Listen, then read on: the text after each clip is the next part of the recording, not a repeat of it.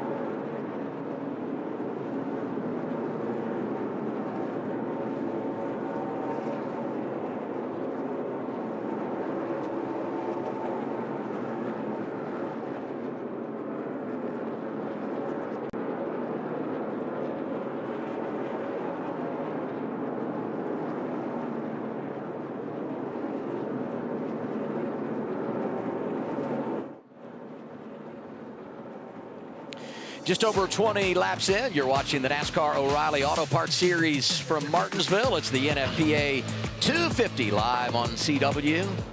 By the way, Justin Allgaier, he's got a chance to make it. I mean, he wins last week at Darlington. He comes here, totally different type of racetrack. I realize he inherited the pole when qualifying was rained out, but he's doing what he does, dominate early. Is there any other view that he knows right now?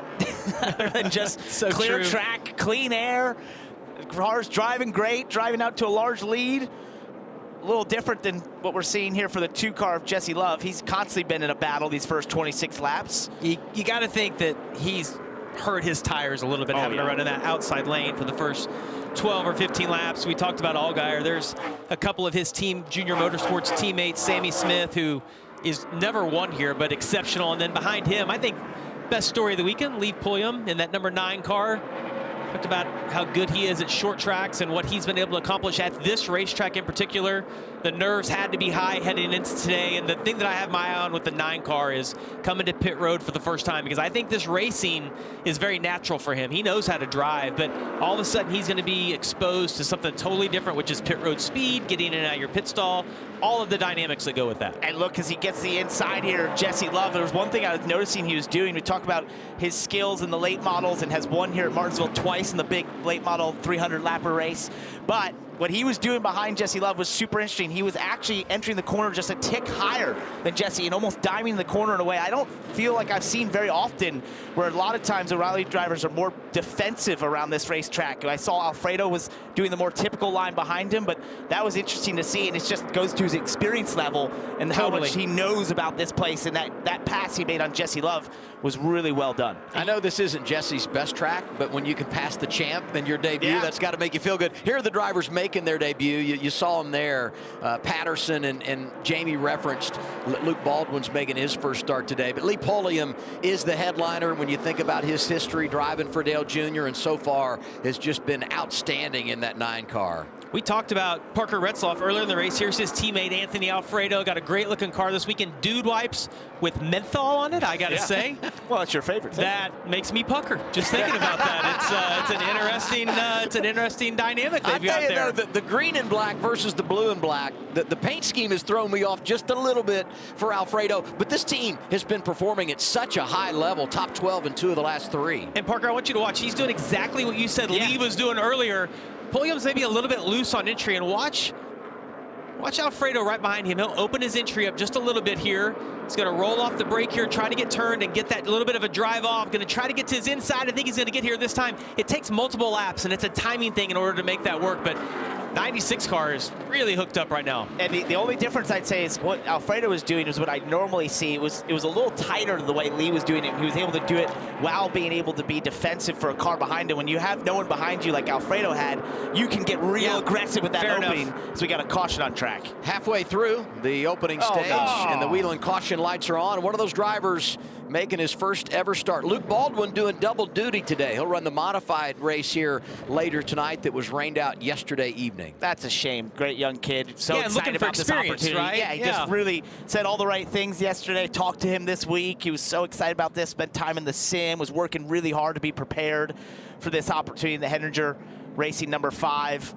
Gotta think maybe Martinsville. Typically you see, we talked about chaos, emotions, some common word here. Most likely some other contact. Well, and you know what? You think about the fact we didn't get to qualify, so and who knows where he would have qualified yesterday, but maybe you put yourself in a different position. You don't qualify. This team doesn't have a lot of points. He starts deeper in the field, and that puts you right behind the 8 ball. Yeah, without a doubt, when you get to have qualifying, you get put in the group of cars that you're running. As we take a look back here, this was 2 laps before the actual wreck. You see, oh, he got really loose. Yeah. Got up out of the groove, got into some of the marbles there.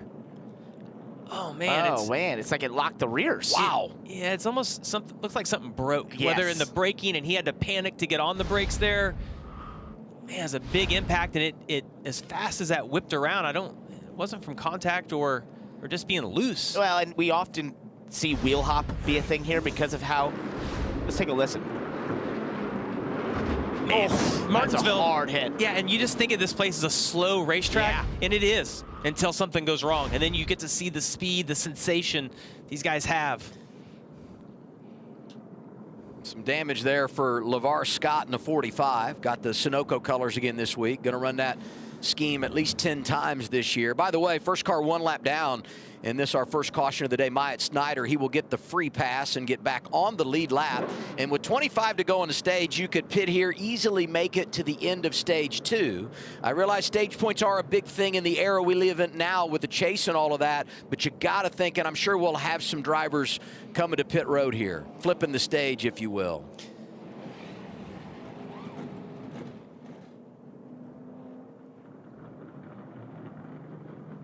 You mentioned stage points. Yeah, there's nobody that's been better at getting stage points than Allgaier. They haven't opened it yet, so we thought maybe they were going to open it there. They did not. Here's a little 7 radio. Maybe they're talking strategy. We'll see what their early evaluation is.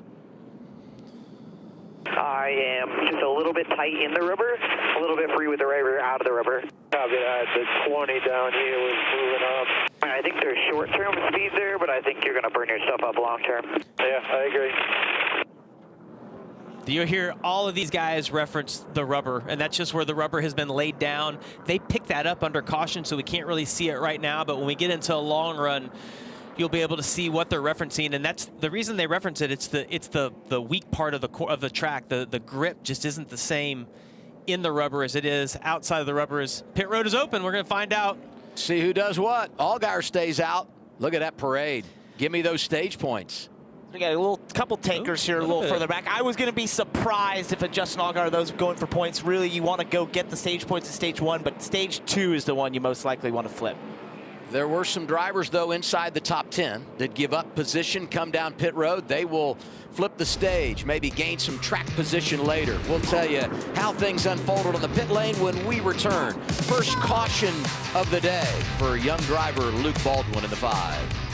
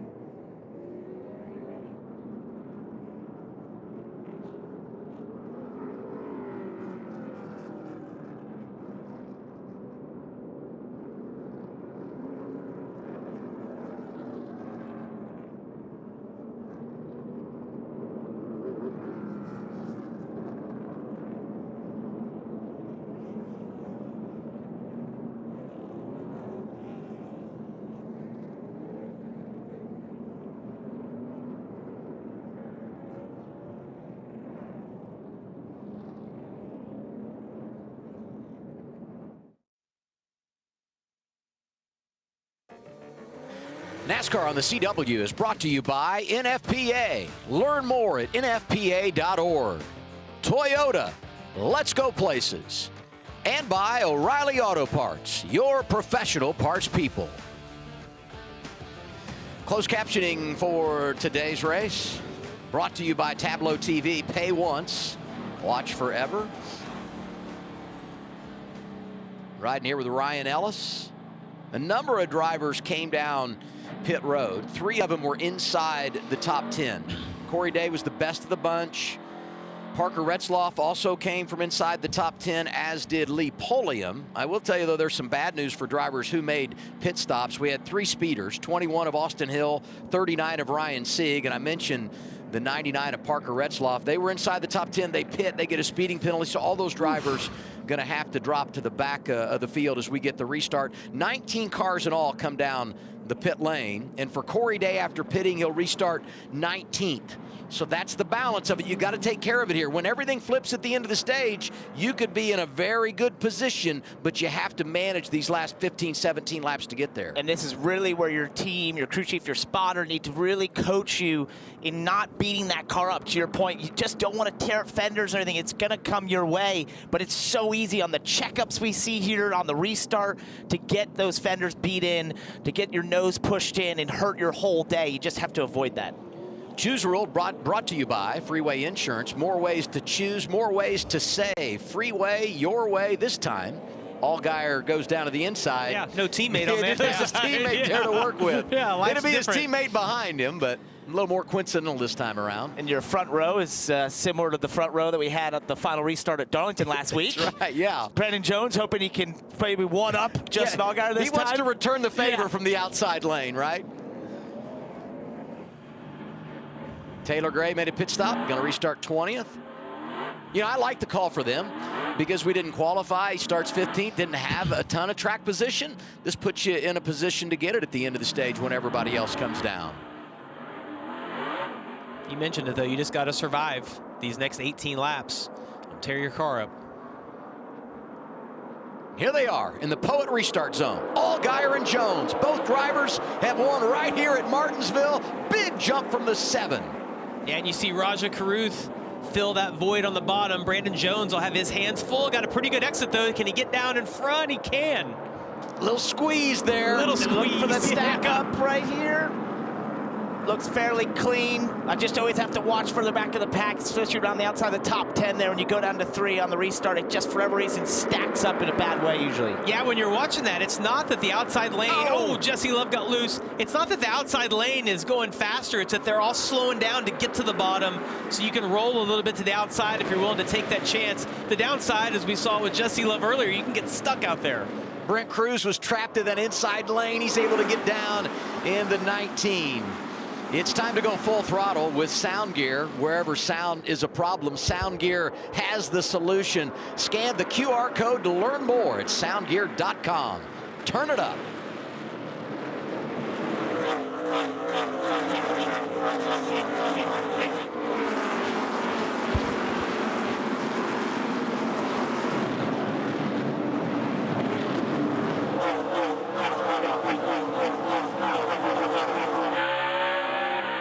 Bottom's gonna be filled.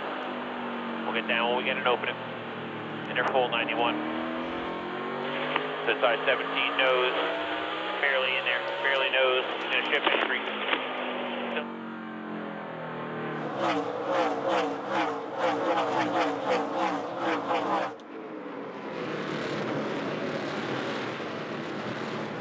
You know, one thing so important right there, guys. You heard Tony Hirschman, Taylor Gray's spotter, coming on, a very calm voice. He's like, look, we're stuck on the outside. We'll get down when we can. I think it's so important when the spotters get excited or the crew chiefs get excited and you're the driver, you tend to get excited as well. So having a calm voice there is important. Because you can get frustrated out there. And Absolutely. you can start to make mistakes, overdrive, and that's when you have contact that cuts down a tire, and it just compounds your whole day in the wrong direction. And so you just have to do your best to not get your emotions, let your emotions take over, understand the situation, and work your way through as Corey Day gets the inside there of Taylor Gray. That's a big pass, right? Because those are the two drivers that pitted, and they're basically racing for the lead when everything cycles through at the end of the stage. Sam Mayer also came down the pit lane. He's in that mix. Lee Polium made a pit stop. He's also racing for a position when it comes to the end of the stage. Racing for a position right now as well, but even more significant after we get the green and white checker flag. 10 to go, stage 1. Yeah, Taylor Gray's got to be frustrated with Dean Thompson in there. Yeah. Can't get going. You see he's going to be clear, maybe behind the 9, pull back in line. But this, to me, is what makes you really good at Martinsville or struggle, is when you get frustrated. It's still early in the race. Now he's going to get back in line behind the 9 here and try to go. Here's Jeb Burton. We saw this kind of connect to each other. Taylor almost got there to the wall before that, and then they connected. That can easily happen because when you're behind a car like he is with Dean Thompson there, you have very little sight as to where the wall is, and you basically can sort of lose where you are. And if you look on the live picture in the bottom right, a little bit of tire smoke possibly from the 54. That is not good. You talk about Jeb Burton. He also pitted at lap 37. He's third in line right now of the drivers that came down pit road. Another 7 laps it cycles through for him, and he is in a great spot. That didn't look like tire rub there on the 54. There might be something a little larger. The smoke was coming from the center of the car. And I thought I saw a little bit of smoke couple laps ago as well, so we'll have to see if there's maybe a larger issue for Taylor Gray. Well, that'd be devastating for a team that has one top 10 finish this year and coming to a track where you feel like they can really take advantage. I love this battle going on right here for 16th. 17 Corey Day, 41 Sam Mayer. As we said, they've made pit stops. They're racing for a position at the front of the field when everything cycles through in another 5 laps, and they are getting after it. They need to take care of their car, but they also want control of the race. Yeah, we hadn't really mentioned a lot about Sam Mayer and the black and green number 41, but when it comes to short tracks, he is the best in this series at the type of racetracks. He's been successful here at Martinsville, and it's hard to have that patience. You see him kind of just following Corey Day through here. It's so easy, it's so tempting to want to make it 3 wide when some of these slower cars, guys that have stayed out on tires. Caution is out again. Wheeling caution lights are on, this time for the 0 of Garrett Smithley. And it comes out with 4 laps to go in the stage. Got to believe this is how we will end our opening stage. Smithley was back in the 25th position. Clippy got a good view. Clippy got a loose. little interesting there. Yeah. Your favorite paint scheme this weekend. It's very cool. I love that. The Windows 98 throwback scheme with Clippy from Microsoft Word. It's very fun. They've put all over the car. And I like the back where they have the module that says, would you like to pass? And your only 2 options are no and no. We received official word from NASCAR that this is how we'll end the opening stage. I would never say that racing here, especially as a non-driver, I would never say that racing here is boring. But ever, if you could just cruise off and get a stage win and life be easy, it feels like that's kind of how it went for Justin Allgaier. He hadn't even rolled his sleeves up yet, and he's going to get a stage victory, it looks like. It's on top of your screen there. And you can see some serious front end damage for Jeb Burton. So I have to think maybe that was contact there, or it's a little late. Yeah, I didn't really get to see enough there to give an opinion on it. When we looked up, I saw the 0 was already spun around, but I don't know if it's from contact of another car or exactly what happened there. Taylor Gray's got a little bit of contact. I know we mentioned some smoke. I did see left front fender damage, but minimal for what you're going to see at Martinsville. As you see Jason Ratcliffe, deep thought about what they're going to do here, most likely staying out, as long as that damage isn't too bad. The stress level doesn't appear too high on the pit crew view there, sponsored by O'Reilly. Thinking about Justin Allgaier, will be 1 to go this time around to end this opening stage. And there you see. Well, there's no Goodyear left on either tire, yeah, so there's been some yep. contact for sure. But if they've made it as many laps as they have, Adam, I would just feel pretty good that the tires are going to stay up.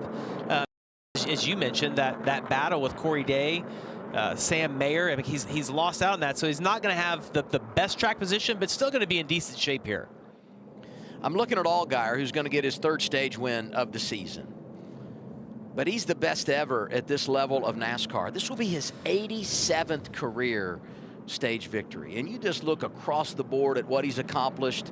Got his 30th career win last Saturday at Darlington. He's 7th on the all-time list, tied with Logano. And doing what he does here, it's going to put him over 100 stage points in 2026. Just remarkable what he's been able to do. Jones up there with Caruth. Good stage for Cruz, Sheldon Creed, Sammy Smith. Alfredo also getting points. Pit stops when we return.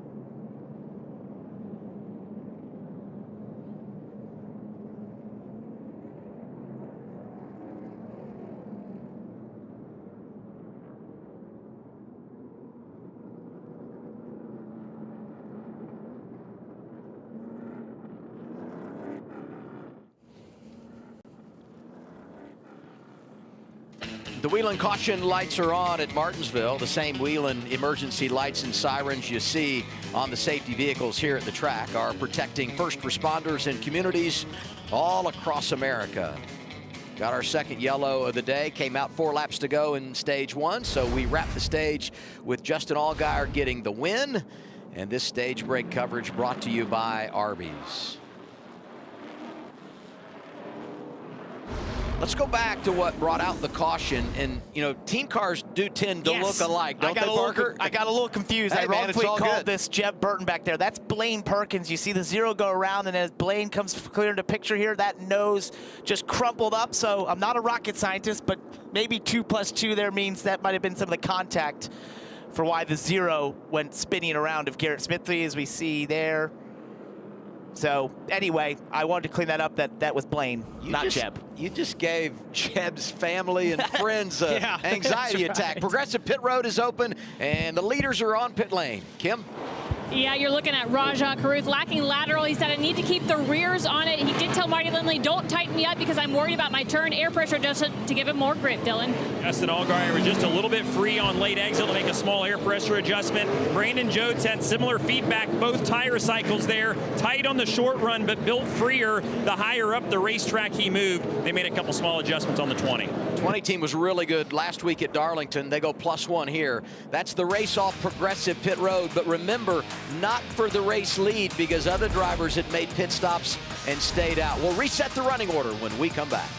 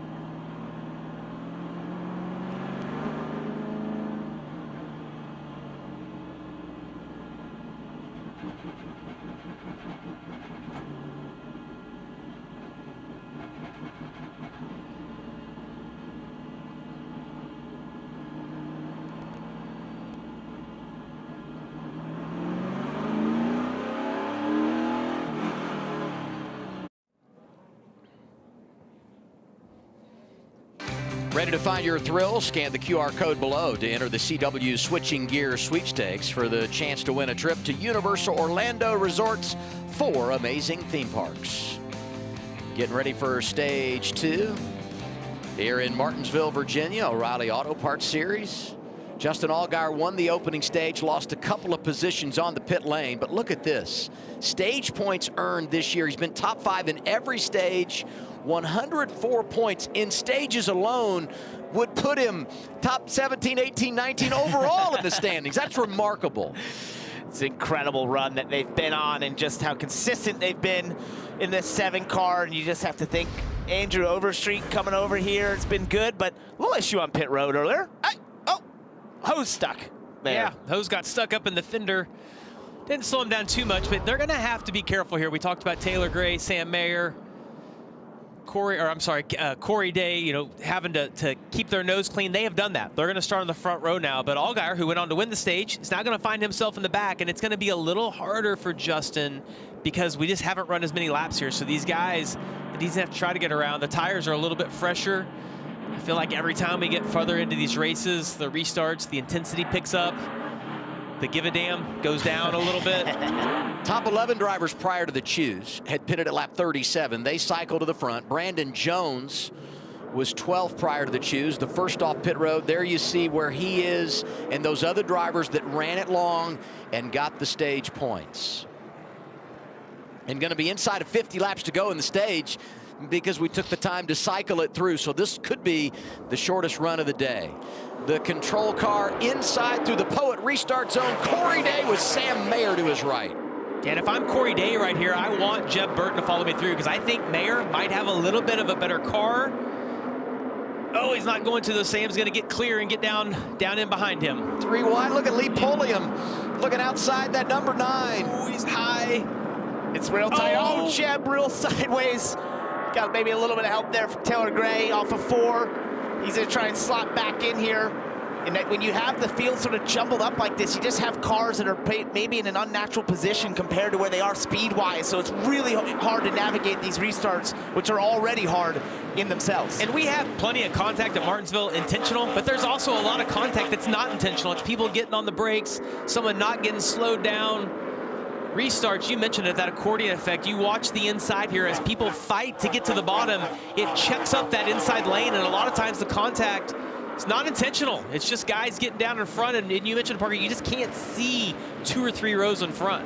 Some of those drivers that pitted at lap 37 had the speeding penalty, but everything cycled through, and they're back in the game now. Austin Hill, Parker Retzloff in that group, Ryan Sieg. It's all worked out for him after the cycle. I know I mentioned it just a few minutes ago about Sam Mayer having a better car. I'm watching the lap times here. Corey Day is going to have his hands full. Sam Mayer about a 10th quicker, and you see right there, he opens up that entry. Watch, he's going to try to turn down, exit just a little bit lower. Corey Day, though, had a good corner right there. Martinsville's about a rhythm and just doing the same thing over and over again. See him trying to work to the inside. And the longer Sam Mayer waits here, he's about to have company in the form of Lee Pulliam, who's catching these 2 as well. He was actually just the fastest car on the racetrack the last lap, so he's loving that Corey Day's holding up Sam Mayer a little bit. He might have a shot at leading in his first race. It's such a good story. Oh, this is 3 wide. Oh, no.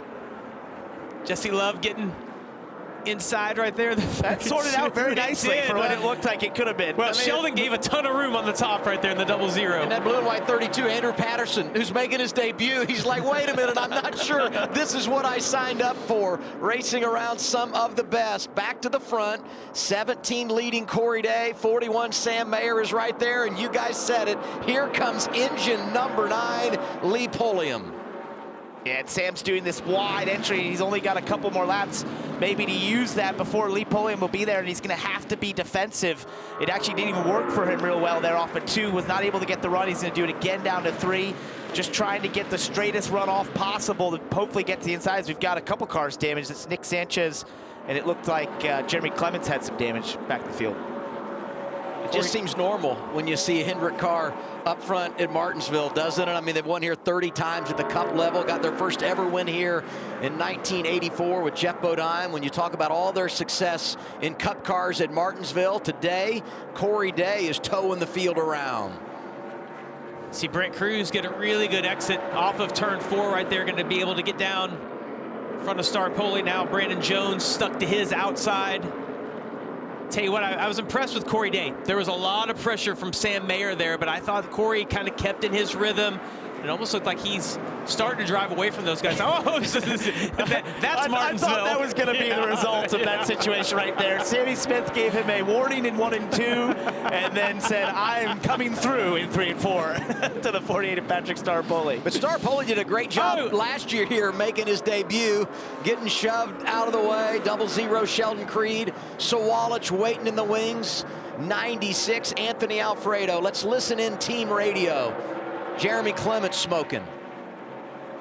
We got a right front fender rub. Is that what's going on? Yeah, something that looks like left front, maybe. I mean, left front looks clear. It's power steering. Therefore, power steering. Yeah, there's a little damage on that car, but smoke is just coming out from underneath it. And Jeremy obviously telling him what he's feeling inside of the car. You got to think that's going to draw a caution, that amount of smoke. Look at that nose. It's basically punctured the radiator probably. So I don't know if that's a little damage. You got the bumper bars that are pushed all the way into the radiator. Who knows what else it hit and misaligned, or what hose got cut through there or pushed around. So, yeah, that is obviously some serious mechanical issues, probably precipitated from that situation right there, the front end being bashed in. Corey Day led 9 laps at Las Vegas. He's in charge of the field here today as we go back and see what happened. It's like he got Clements into the back of Nick Sanchez there on the exit, and so maybe they were just checking up, which can happen on the exit sometimes. Yeah. It's congested, and that's some of that unintentional contact that you talk about. It just happens because the cars are in close quarters, and there's these checkups.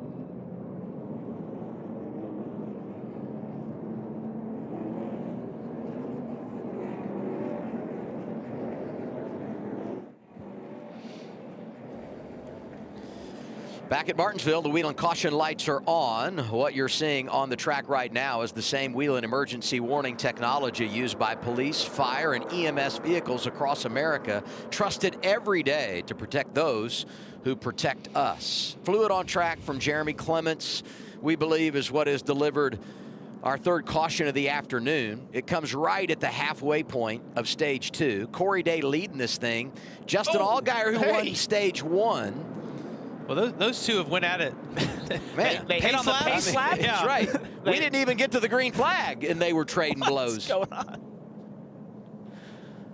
I referenced, though, Justin Allgaier was in a situation where he had driven, after the issue on pit road and the cycle of the strategy, had driven his way into the top 10. He scored 9th right now.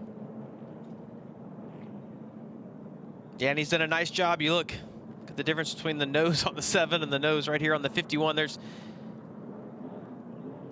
probably got a hole in an oil, Shut it off. or an oil cooler. You hear him telling them to shut it off right now. That means that they can obviously see the issue. From inside the car, you're just looking at gauges. If you don't have lights coming on, or you don't see something overheating a lot, then you're going to stay out there until you get a call from them. All right, we'll take a break. All the major players staying on track under this, our third caution of the afternoon.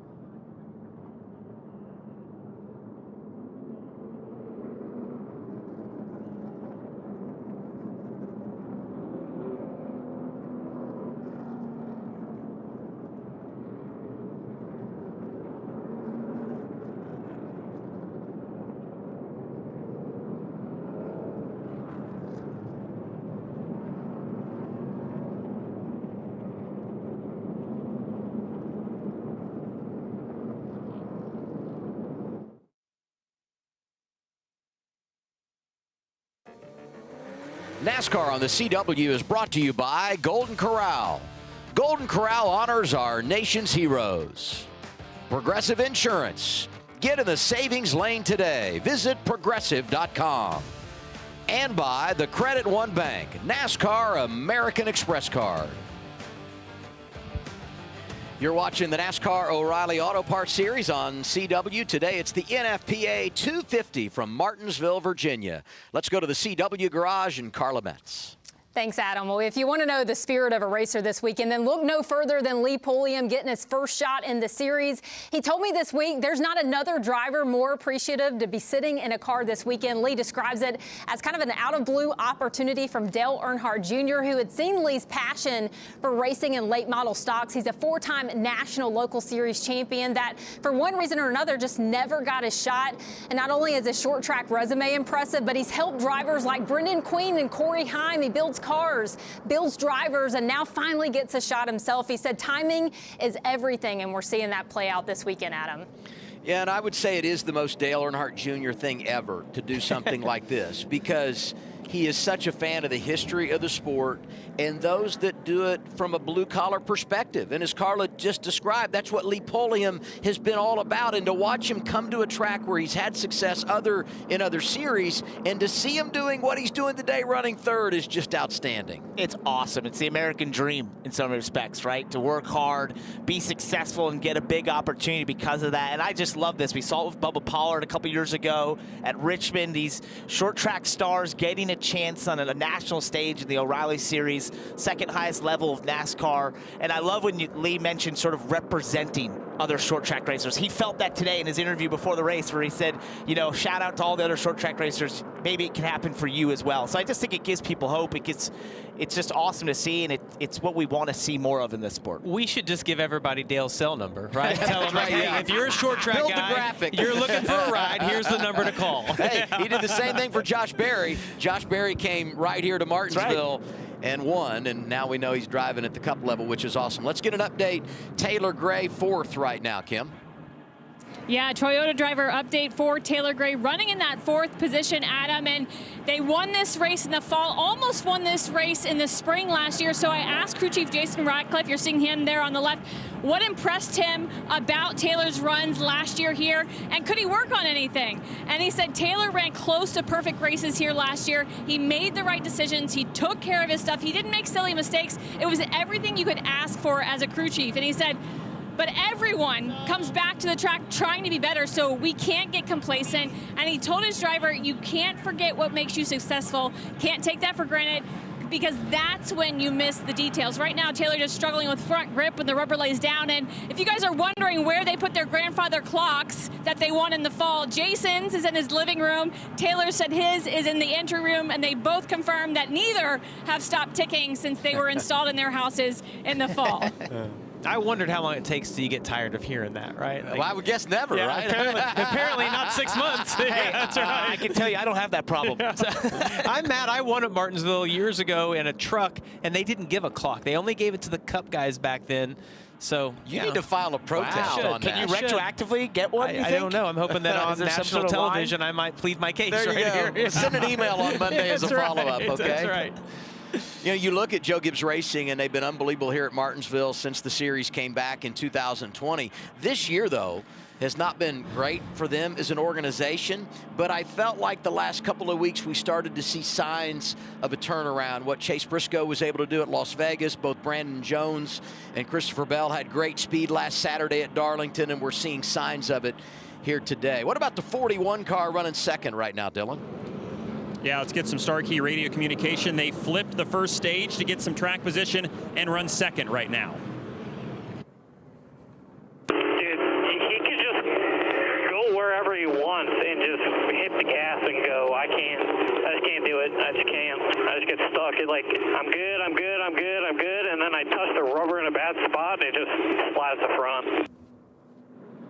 And so something that spotter Kevin Hamlin suggested was something that teammate Sheldon Creed was doing, running higher kind of to the center of the corner and then trying to cut the car harder from the center off the corner. And Sam came back and said, I can't do that either. I'm too free on the exit. So they're not perfect, but they're closer to the front, which is kind of the goal today. So we'll see if they can hold on here for the final 20 laps of this stage.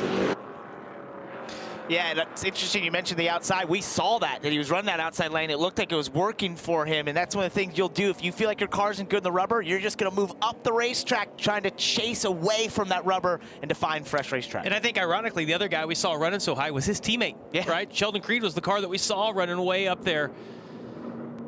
This has all worked out really well for Corey Day. You play the game, you get the track position, and a lot of laps under caution. So now you go back green with 20 to go on the stage, really in a good spot to go get the victory and maintain control. And Day was exceptional after about 5 or 6 laps. He's got to get this single file and just get in his rhythm. Here he is once again in the Poet restart zone. Gosh, a great launch by the 17. As I mentioned last time, he'd like to see anyone but that 41 right behind him as Lee Pulliam's going to get to the inside. Oh, I don't think he's going to get clear this time. Austin Hill making it happen in the outside lane. Side by side for fourth, the drivers that won here last year, Gray and Hill. Oh, the 9 kind of roughed up the 41. Get loose underneath him. Sam Mayer is going to get... Got very high right there. Yeah, he's going to get a little panicked if he can't get in line here because of those guys being lined up behind him.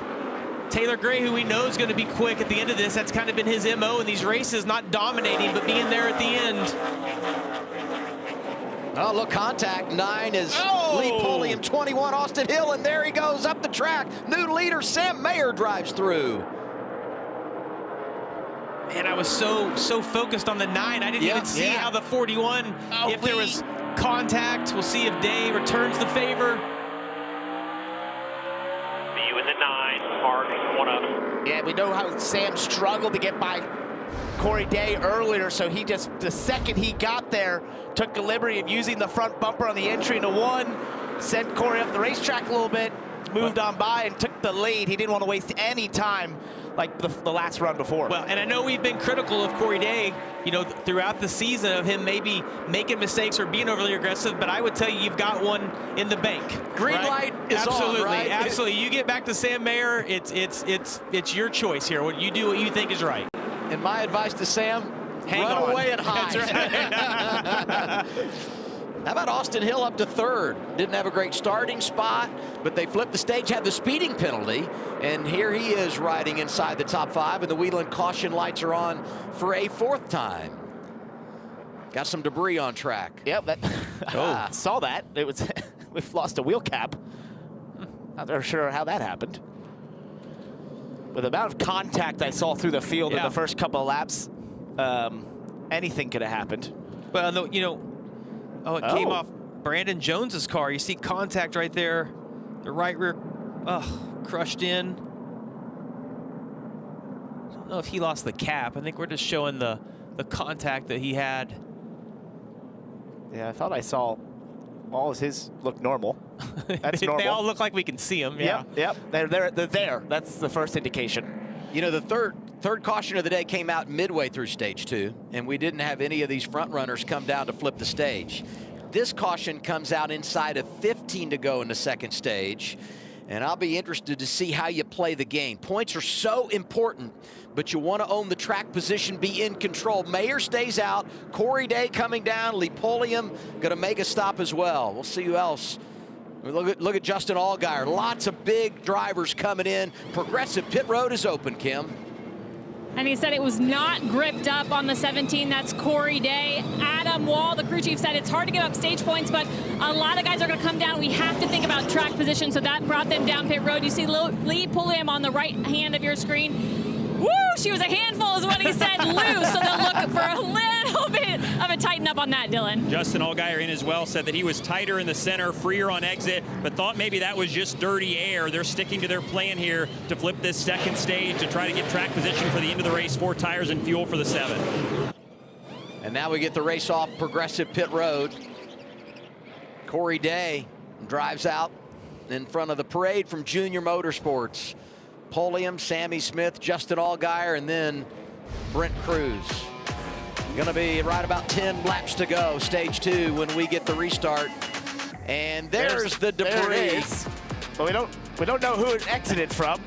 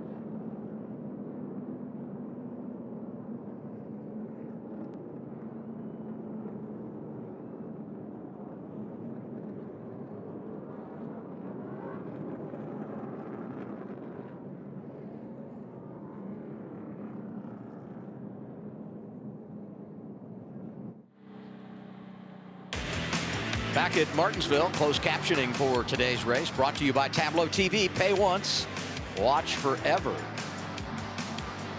A number of drivers at the front of the field making pit stops here, just over 10 laps to go, stage 2. They want to flip it. 11 cars did stay out, and we'll reset the running order in just a second. First, though, penalty on that cycle of stops, uncontrolled tire for the 9 team and driver Lee Pulliam. Yeah, and Parker and I talked about, you know, the pit stops might be the place he gets in trouble. You're going to see has a tire get away from right there behind the car, starts rolling away. But as drivers, Parker and I both made it very clear that it wasn't on Lee. Not his fault. And not his fault this time. And hopefully he can recover from it. It's going to put him behind, though, at a critical time in the race. Let's hear what they said on the 9 radio. We got a lot of racing left, don't worry. Was it anything I did wrong on pit road to cause that, or what? No, we had an uncontrolled tire on the back. You did just fine. They wanted to clear it up as well. Yeah, and, hey, absolutely. Not your fault. You did great on pit road. He mentioned pit road was going to be his, you know, unknown here, but he was effectively in position there with Corey Day that when we get to the end of the stage and cycle through, he could have been fighting for the lead, so he's got some work to do. This is what happened to Brandon Jones. We saw the damage. There, boy, he got into Sammy Smith. And when that happened, squeezed up, got in. Garrett Smithley got the right rear there. Stack ups. Clippy's been busy today. Yeah, Clippy's out of adventure. Sam Mayer in control. To his right, Austin Hill. 8 laps to go in the stage. You know, it comes down to the end of these stages. Being in that outside isn't as detrimental. If you can just stay side by side. You see Austin Hill gets a tremendous run on that top side. We saw the 41 be able to do that earlier in the race. Boy, the Poet restart zone was good to Austin Hill in the outside lane. Next time around, he's trying to get the lead away. Hey, and RCR has struggled at this racetrack. Austin Hill said in the pre-race show, it's like, listen, we are way better. I was happy with my car in practice, and he is showing it right now. Yeah, he said he could go anywhere he wanted and do anything he wanted with that race car, and he's showing it here, being on the outside and contending there. Sam Mayer's the right side of your screen. We got 3 wide. Oh, Myatt Snyder is just, it's hanging on right now. You see, they're using him up. Well, Myatt Snyder was the last guy in line of those drivers that stayed out. So all these drivers passing him will go to the front once things cycle through at the end of the stage. And as we battle for the lead, think about the drivers that are up there. All drivers that won on short tracks last year. Sam Mayer at Iowa, Austin Hill right here, Taylor Gray here in the fall. You know, Ryan Sieg was great on short tracks a season ago. He's in that mix. Austin Hill chased Sam up the track a little bit right there. Well, I think Sam loose. Sam was already loose, and then the 21's front bumper made him looser. That's weird how that works. Yeah, right. By the way, Justin Allgaier has worked his way to 10th. He's going to get stage points here just like Corey Day, most likely, even though they chose to flip the stage. Mayer in front of Hill, coming to 3 to go, and the battle for 3rd is on. 39 is Ryan Sieg, 54 Taylor Gray, and waiting in the wings, 18 William Sawalich. A really strange puff of smoke, I feel like, come out of the 18. I don't know if he locked up. No, you see that car smoking on entry. It was the same out of the 54 Taylor Gray earlier that we see. Looks like engine smoke coming out of there. It's coming out of the exhaust pipes on the right-hand side. And there's a great close-up of Ryan Sieg completely in the rear bumper of Taylor Gray. Wearing the rear bumper of Taylor Gray out right there. His Mayer puts a little block on. That will not work. Austin Hill will go ahead and give him a little courtesy shove into the corner. It gets to his inside right here. I think Mayer does that on purpose, though, knowing he can just run this outside. Going to be 1 lap to go in the stage, and a fantastic finish coming. Mayer trying to hang on. Austin Hill is right there. The decision for Mayer is how much do you squeeze Austin here? Do you give him the room and just try to maximize your exit? The push, the shove, the finish to the stage. Hill in control in that inside lane. Turns 3 and 4, runs him wide, back to the green and white checkered flag. What a finish. Austin Hill gets his 4th stage win of the season. That was awesome, and it was very clean of those two. Sam did not squeeze him at all. That's because it was a stage. Yeah. Let's get to the end and see what happens. Mayer, Gray, Ryan Sieg, William Sawalich, the top 5. And by that much, it's Austin Hill over Mayer. Harrison Burton gets stage points. So do Corey Day and Justin Allgaier. They've already pitted, and they'll be at the front after pit stops when we return. Austin Hill, a big win.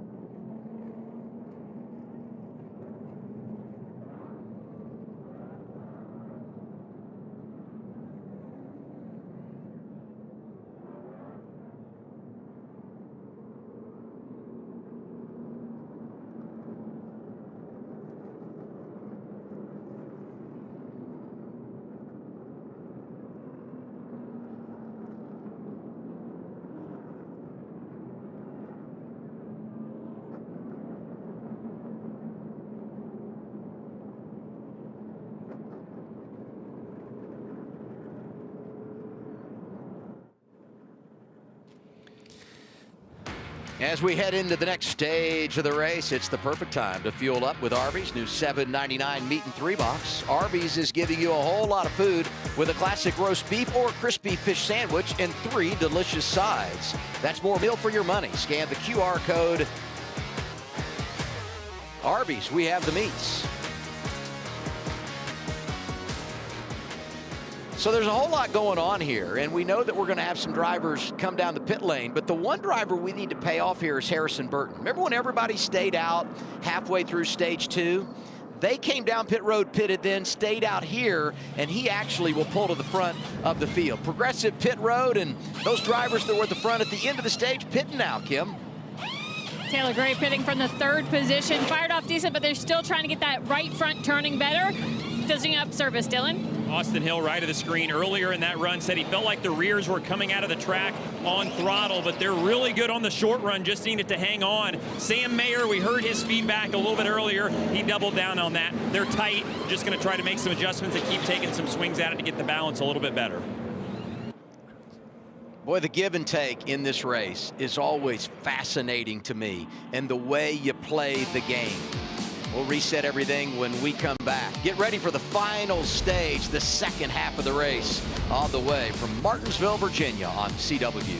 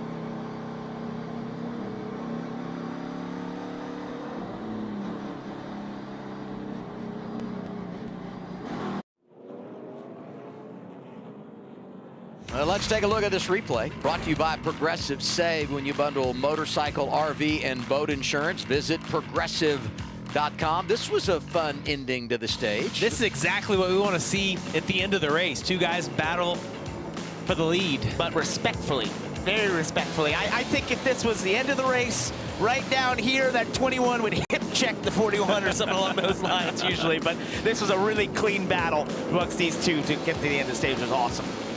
25 career stage victories for Austin Hill.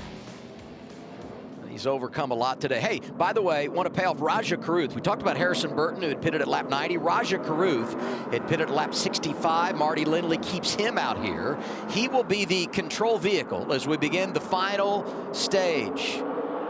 They're through the Poet restart zone. Here we go once again from Martinsville. Harrison Burton got a really good launch on the outside. You got to wonder, do the older tires on Raja Caruth on the inside, did that hinder him? He's got a little less fuel on board. Harrison's had a tough start to the season, but a former winner here, you just know seeing the front of the field is a great feeling. These are the first laps he's run the top 5 all year long. Slots in there behind Raja Caruth. Well, and getting stage points, which they did at the end of stage 2, are huge. Corey Day, to the pressure outside. tires, going outside of Harrison Burton for second. Yeah, we'll see if he regrets this. We've watched the outside work fairly well. Sam Mayer was able to run that on the outside, even though Austin Hill prevailed. I think that he's going to have to try to get back down here, though. That was kind of the sucker hole, is what you would call that, right? You know you got better tires, you know you're quicker, but speaking of which, on the right side of your screen, three wide. Oh, there goes Parker Retzlaff for a ride. Oh. Wheel and caution lights are on for the 6th time today. So that was 3 cars who, as we have that camera, that's always Good to get rolling. Look at the back end of the field here on these restarts where there's just a ton of contact and congestion. Sheldon Creed was on the inside, Patrick Staropoli was in the middle, and Retzlaff on the outside, and 3 cars tried to go into one groove. And he was 10th. it doesn't work very well. No. You know, he's been doing such a great job. So here you go. This is where it starts. This is off of 4. There's a little bit of contact to all this, and then I thought somebody might give up here. Nobody did, and Staropoli was the sandwich. And eventually spun out Parker Retzlaff. But everyone understands this is the time when you make hay at Martinsville on a restart, and you got to go get after it, and sometimes that works out for you, and sometimes you're on the wrong side of it. Well, these are what make the highlight reels for us, because when people get frustrated, they get mad. Like Retzlaff's obviously going to be mad at Staropoli, but Creed was on the inside. I mean, just so many emotions. And look what happens here. There's this, the congestion of this happening. Then we were on board there with Taylor Gray. You see him have contact with Nick Sanchez. Nick Sanchez runs into Jeb Burton, causes a little bit of damage, and that's why all these cars, we talk about when you're deep in the pack, how much risk there is. It's that sort of thing where you're not even doing anything cars wrong away from right. the incident and doing nothing wrong, and you can destroy your race car with no fault of your own. I mean, Sanchez has been the battle today. Look at that thing. God, every corner's beat off of it. If you want to do a promo for Martinsville and use no words and just show a race car, maybe Nick Sanchez would be the one you'd show. I feel like I could see either oil dry or smoke coming out of... That's Blaine Perkins, I believe, in the 31. I might have mistaken him and Jeb Burton again. I'm not trusting you on those anymore. Those 2 cars being teammates and their paint schemes being so similar today has really thrown me through a loop. I apologize to our viewers out there for the Jeb Burton fans for constantly mixing him and Blaine Perkins up. Test your luck and make your power play by heading to your local lottery retailer to get in the game for today's estimated Powerball jackpot of $166 million.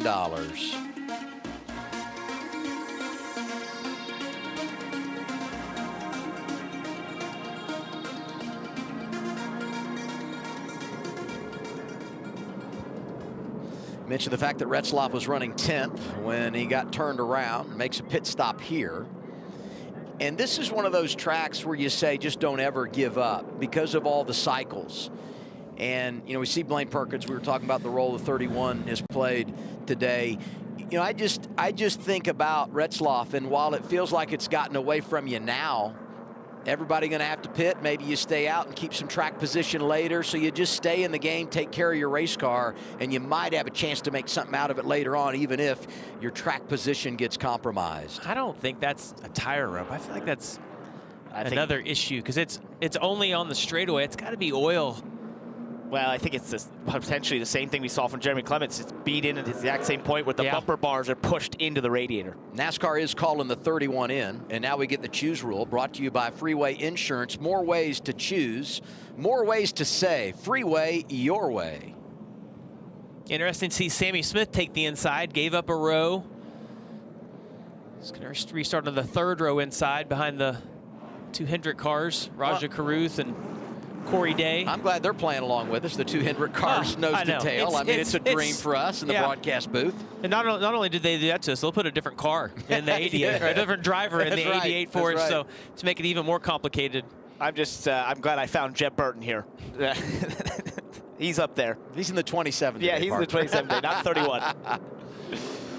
His dad a winner here, 1990, I believe it was.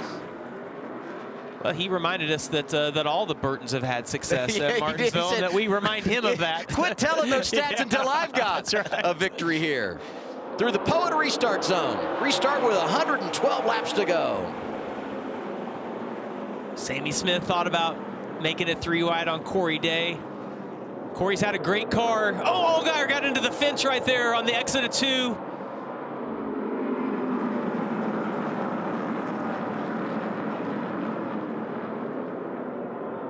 Harrison Burton going to the outside right here. Man, he could get stuck up there. You know that he wanted to get in line behind Raja Caruth. Wasn't able to do it. He's just got to fight right there. That's what it does for you. You fight, not even trying to just get around Raja, just to stay even so you can get that hole to drop in front of Corey Day like he did down the back stretch. That slots him into second. You can start focusing your laps as everyone dives to the bottom here. I think that was nope, that was Jeb Burton. I am so sorry, I got this up there. You talked him into that, you know? I blame Parker. Hey, it's time to go full throttle with Sound Gear. Wherever sound is a problem, Sound Gear has the solution.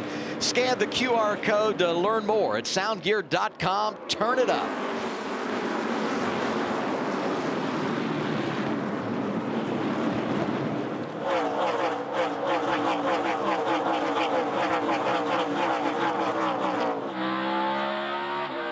Back out of line.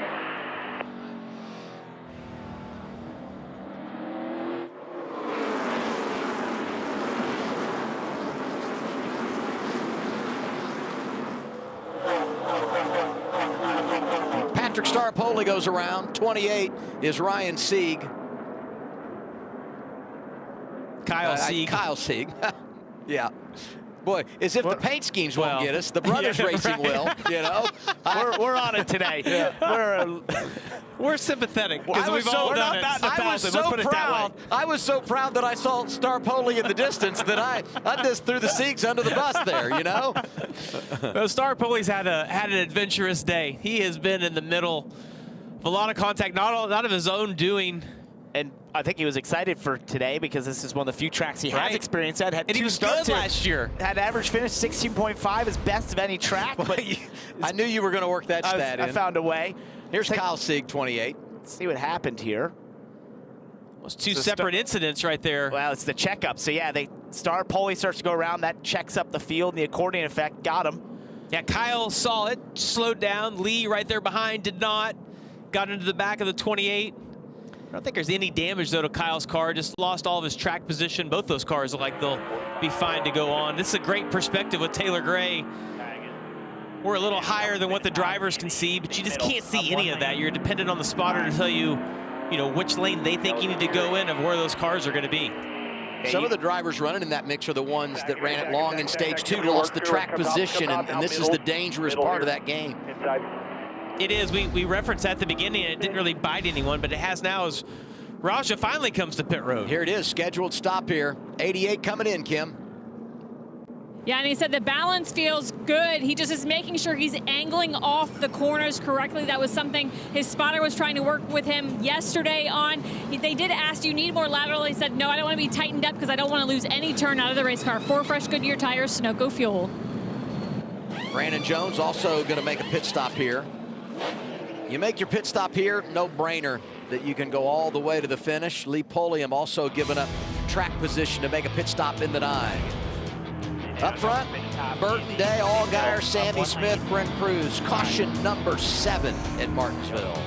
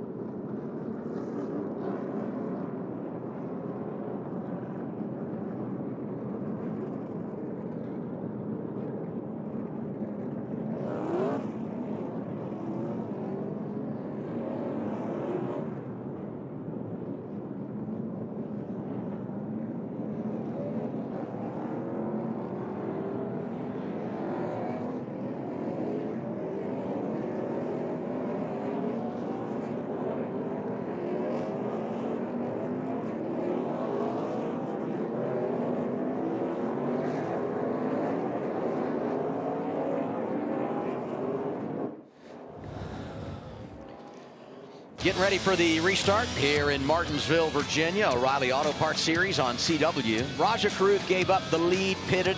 He was 28th prior to the choose. Harrison Burton now in control. Leading laps here. Leading laps for the first time since he led laps here last fall when he started on the pole. He's going inside of Corey Day. Row 2, Allgaier, Sammy Smith. Trying to find a little rhythm as we come through the Poet restart zone.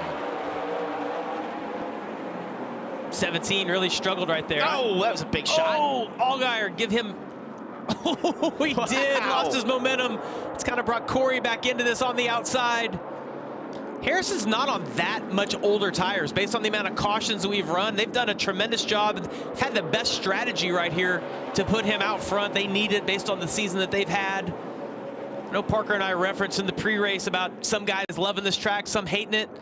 Harrison Burton, he's on the front side of that, loves coming to Martinsville. I mean, you look at the difference. It's 17 laps on tires based on when these drivers last made a pit stop. But a lot of that was the stage break, and we've had the caution. So as you said, just not a huge difference there. And the track position means so much. Harrison Burton out front. This is just huge for Sam Hunt Racing. They've had such a tough start to the season. They come in here 26th and 24th in points with Harrison and Dean Thompson to be leading laps. They're still looking their first win as we get a bit of contact there on board. Taylor Gray. All good. Saw they were 3 wide getting into the corner. Saw Sheldon Creed get super loose on entry when he jumped on the brakes into turn 1. Harrison Burton leading, and Jeb Burton has been impressive today in the 27. I know a couple of times we've tried to give him credit he didn't deserve, put him in a situation he really never was in, but he's done a nice job. And this is what we saw on board riding with Gray. Man, Austin Hill shoving through. Oh, it's so aggressive. Boom, there goes the 54. So aggressive from Austin Hill, making it 3 wide. Taylor Gray just a kind of an innocent victim right there. Tried to give room. They're just narrow track, narrow groove. How about the other Austin? Austin Green inside the top 10 right now, riding 9th. Great run for him, and that's the exact opposite of what we saw at the end of stage 2 between Austin Hill and Sam Merritt. That's the stage 3 time to go full aggression mode to throw it 3 wide on the inside down to 3. So tempting to do, but you'd usually end up with a bit of contact like they had. 3 wide again at Martinsville. You see William Sawalich throwing it inside of LeVar Scott. Almost getting single filed out here.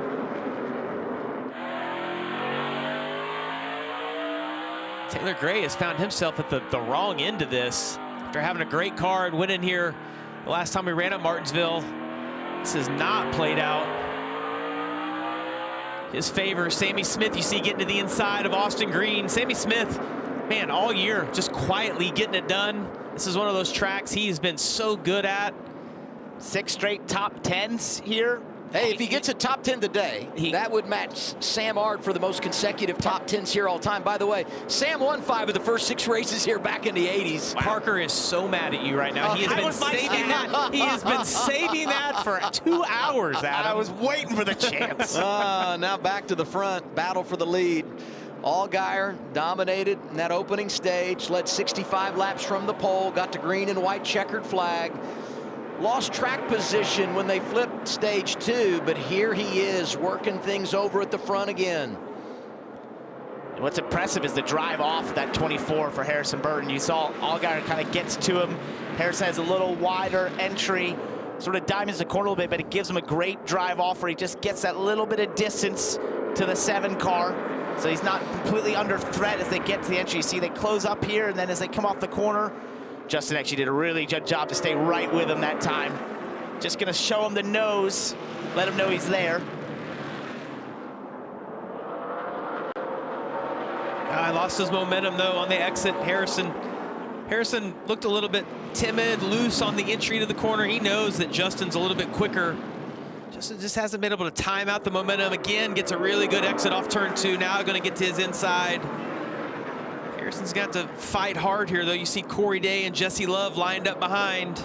Don't want to get stuck on the outside. It's nice he's able to get down. Yeah, you could see he just sort of checked up a tick early into 1. Oh. Saw that opportunity. He did it twice, Parker. He's went to the outside twice. So hard to make that pass. Now he puts a little block, and Jesse says, I don't appreciate that.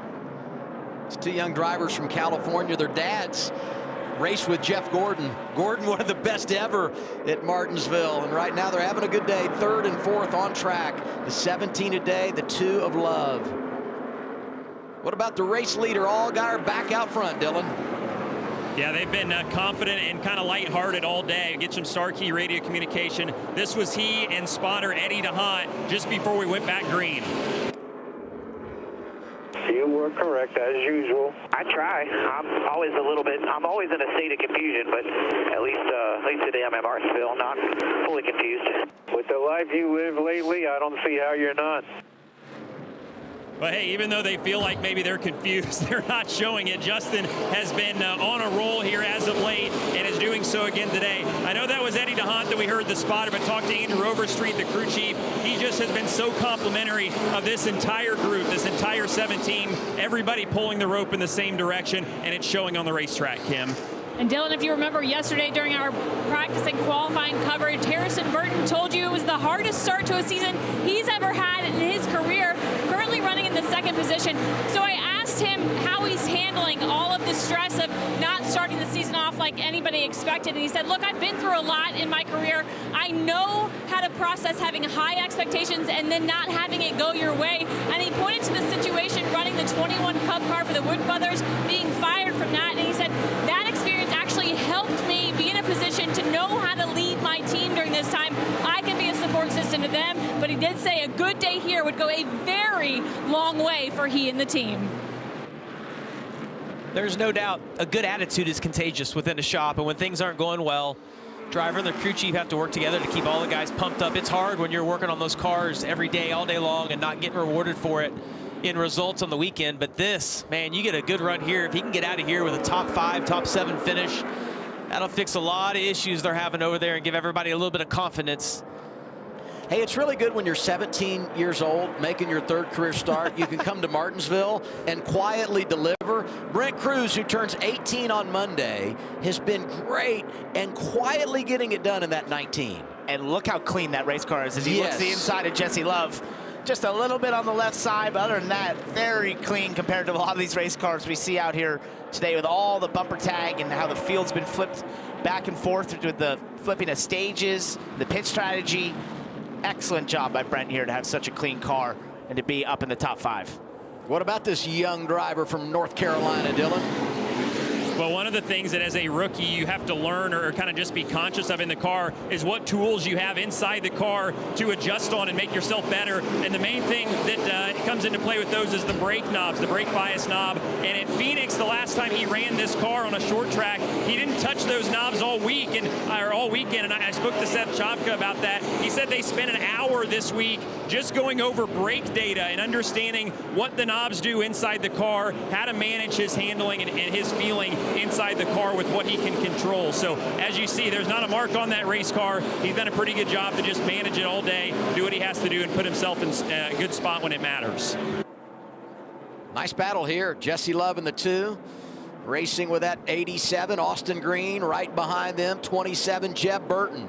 Jesse's struggling here a little bit. He's kind of under threat from all sides and all directions. Something that he's struggling with inside that race car because just doesn't seem to be able to get off the corner. You see Jeb's even to be able to get to the inside here. So he's just continuing to bleed. Hit the curb. You don't want to do that. Talked about that in the pre-race. Showed what it can do. It really upsets the car. Got away with it. Everybody drives on. Hey, look over right of your screen. We talk about Sam Hunt Racing. Good day for Harrison Burton in 2nd. And this was such a good track last year for Dean Thompson. He's 11th right now in the 26. His best finish of the year, 11th earlier this season at Atlanta. So he's knocking on the door of another top 10, but he's got company. Austin Hill is right there with him. Sam Mayer as well. Both those drivers have spent time at the front today. They were racing for the win at the end of stage 2. The one thing I like, though, is I watched Dean Thompson in the 26. Do you see how much ground Austin Hill makes up on entry?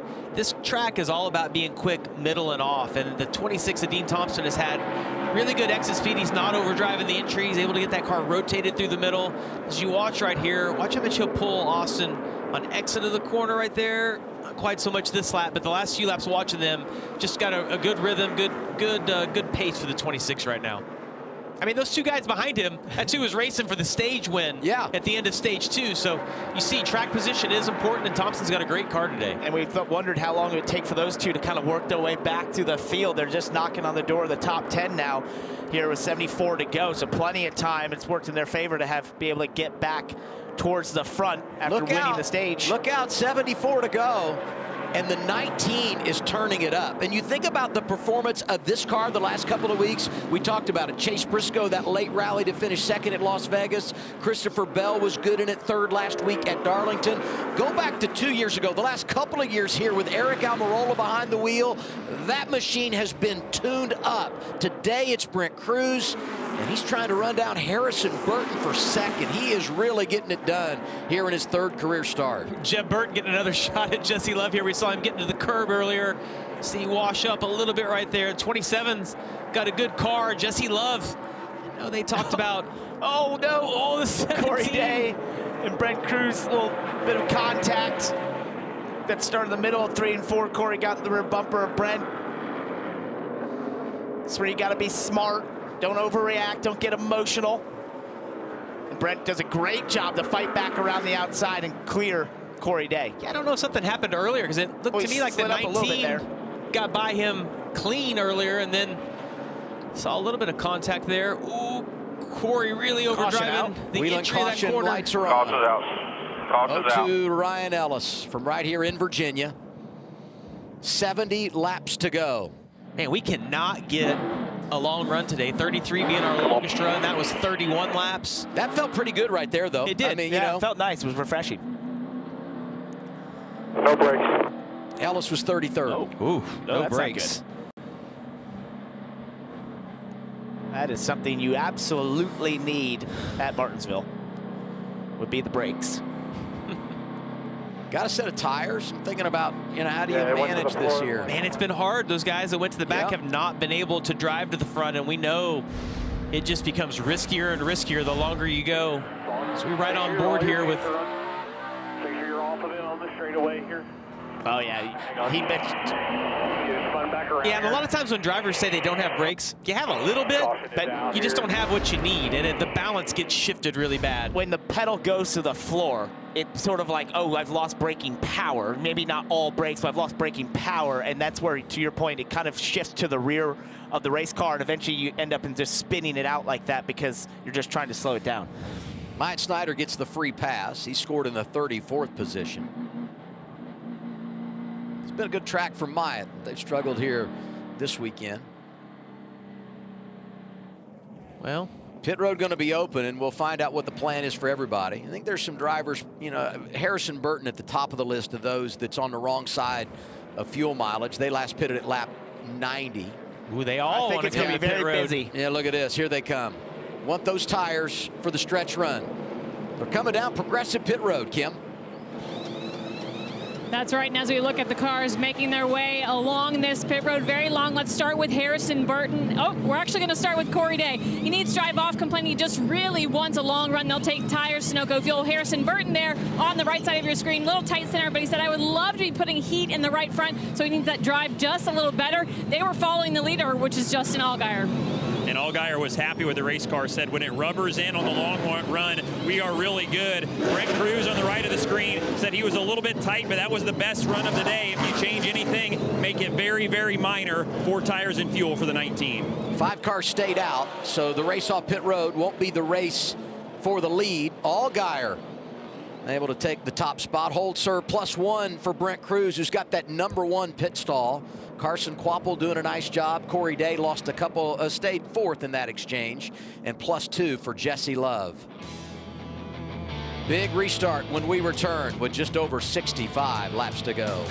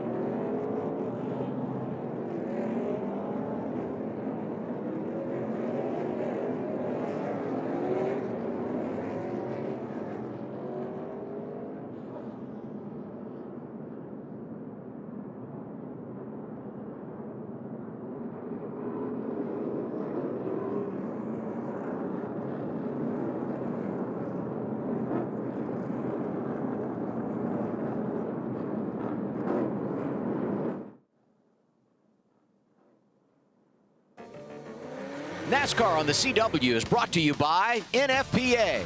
Learn more at nfpa.org. Progressive. Save when you bundle motorcycle, RV, and boat insurance. Visit progressive.com. And by O'Reilly Auto Parts, your professional parts people.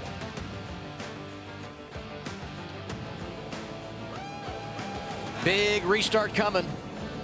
Inside of 65 laps to go here in Martinsville, Virginia. 5 drivers stayed out, and leading the charge is going to be Lee Pulliam. We'll get to that in a moment. First, miscue for the 54 team, Taylor Gray, pitting outside the box. And you can basically see it from here. You got to be within those lines. To the left, he's all the way to the right. That is not going to work at all. That is a penalty for pitting outside the box.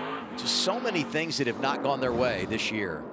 So the front row, drivers that stayed out, Pulliam and Jones. They're at the Poet restart zone. 62 to go. Number 9 in charge. Here we go. Oh, Pulliam had a hard time getting going on the restart. There was a big stack up behind him because of that. Justin Allgaier got forced to the middle. He got to the outside there, Patrick Star-Poli. But there's a lot of cars who had some serious bumper tag with that checkup. Yeah, Raja Caruth gets to second, gets by Brandon Jones on the inside there. He had a really good car at the end of that last run. They're on a little different pit cycle what our leaders were just before that last caution. But you won't pit again unless you have a problem. So now you've established the track position. Got to make it wide and hang on to it. Now, what about the 48 Star-Poli? You mentioned this being a good track for him. He's been involved in plenty of incidents today, but still finds himself in a good position here at the end, running 6th. Allgaier, the one that really made it pay on the restart. Didn't have the track position after the pit stop, but he's gotten away from those other drivers that pitted, riding 5th right now and on fresher tires. We thought Brent Cruz probably had the best car at the end of that last run, but you see he finds himself on the outside right there. Jesse Love being on his inside. Guapo looks like he's struggling a little bit right there. Can't get the car turned through the middle. And you feel kind of boxed in if you're Brent Cruz right here. You can't get to the bottom. The 1 car's in front of you, holding you up there right through the center, 3 and 4. You're just looking for any opening, any space to go somewhere else. Looks the outside. You don't want to do that. That's not going to work. And you feel like you're just bleeding. First it's the 2 car. Now you're beside this 8 of Sammy Smith. You just can't make any forward momentum. Yeah, Carson was almost able to get down in front of Jesse Love. Jesse filled that gap that was there. Now look at this. See Sammy Smith lined up behind Jesse Love. You mentioned it, Brent Cruz is just, he's like, somebody make a decision. Please, I can go anywhere. Oh, maybe right here. Now Creed's gonna be in position. It's just so frustrating. That's why tempers flare here. People are trying to get where they need to go. And here comes Allgaier. Made his way by Ryan Sieg for 4th, working over Brandon Jones for 3rd in the running order. 7 looks good. Well, we've said that all year long. I feel like those words of "here comes Allgaier," you say that a lot this year. Has the 2 wins already this season. Brent Cruz still stuck on the outside. He cannot he's get so down. frustrated. He's just staying strong up top. You know, I go to last year and think about how strong Junior Motorsports was. 17 wins, 6 different drivers. They've won 4 in a row this year, and they're 1, 2, 3 at the front. Back behind them, though, it is an absolute dogfight. Corey Day back in the top 5, and here's the caution, number 9. Looks like Garrett Smithley and My Clippy were involved. Clippy's had a hell of a day. He's had quite the ride. I think this is good, though, for our leader, Lee Pulliam. Cautions when you're on older tires helps you a little bit. Those tires will cool down. As I watched that last lap, Justin Allgaier was almost 2/10 quicker, which is huge here at Martinsville. But I feel like getting to have these cautions, get a cycle on those tires. The heat cycle, I think that's the big thing. It's kind of an equalizer. For sure. It's just going to hurt some of the advantage that the 7 has tire-wise. And if you continue to have these cautions and sort of break it up, never give the long enough run for the 7's tire advantage to really show up. Taylor Gray's had a long day. We're right on board with him. Down. Saw Garrett Smithley. Yellow.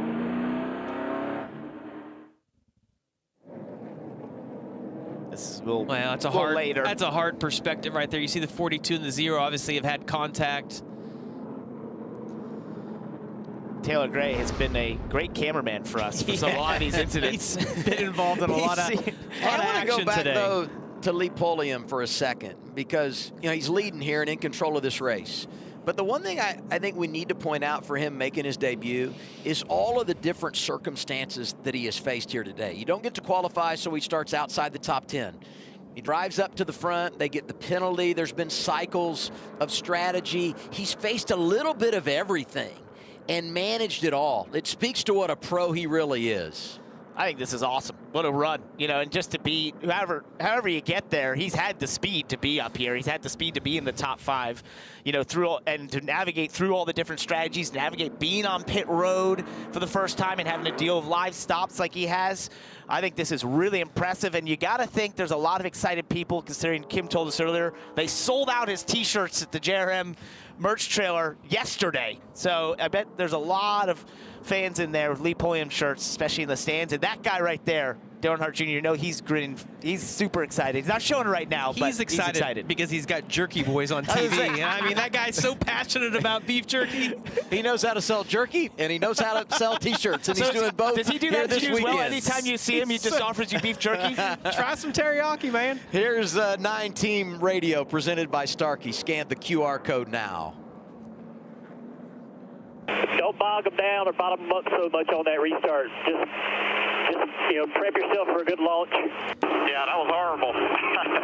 Yeah, that was pretty rough. Just get yourself a good launch, get your good straight drive, and just drive on, gun it, and go. So what Dale's referencing there is on the last restart, I think he felt like Lee had slowed the pace down maybe too much, and he's like, look, don't worry about that. Just kind of go at your own pace where you can get a good launch and you'll be fine. What about that 9-Team, Kim? Yeah, what about them? I talked to crew chief Philip Bell and asked what stands out about Lee compared to all the other drivers you've worked with, and Philip said his work ethic. Now, what specifically has he put into making this opportunity mean the most for him? Well, when he found out even it was an option that he might get to run in this series and run for JRM, he worked on losing 35 pounds. In addition to that, he started a workout program just to get in shape for the physical demands of these race cars compared to the late model car. And then he also did some specific things to get acclimated to the sim, something he was not used to doing. And so all of that effort, putting in the work, and now it's showing up today. Lee Pulliam leading the field. And this team has won this year. Shane Van Gisbergen behind the wheel of the 9 earlier this season at Circuit of the Americas. Now our golden moment, brought to you by Golden Corral. Going to recap the day for another driver at JRM, the man that's won twice this season, won here at Martinsville in 2023. Allgaier on the pole, been great all day long. It's clean sailing in stage 1, but then a little issue here on pit road, and battling back to take the lead here in Harrison Burton. He's seen clean air a lot today. Allgaier's led 88 laps. And he was 3rd prior to the choose, takes the inside lane behind his teammate. It's all JRM front row. We'll get the green flag with 48 to go. Pulliam, Carruth, row 1. Well, Lee's going to get another shot after a little advice from Dale Jr. about this restart and what he needs to do, and maybe carrying a little more momentum into that zone. Yeah, and I think the biggest thing there was just don't play games. There's no reason. You've got the controlling position. You're on the bottom. Just get a good restart. That lesson can be learned for everyone in short track racing. Through the Poet restart zone one more time at Martinsville. Way better restart by Lee Pulliam there. Way cleaner. Got away. Really good exit right there for the 9 off of, oh, they're going to be 3 wide. Corey Day to the inside of Allgaier right there. He's there. That's contact. Tight. Forcing it through. Here comes the 17 on the charge. Led laps earlier and in position to get 3rd away from Allgaier. Side by side to turn 1 behind Raja Carruth, and 3 wide behind them. Look out. Look at that.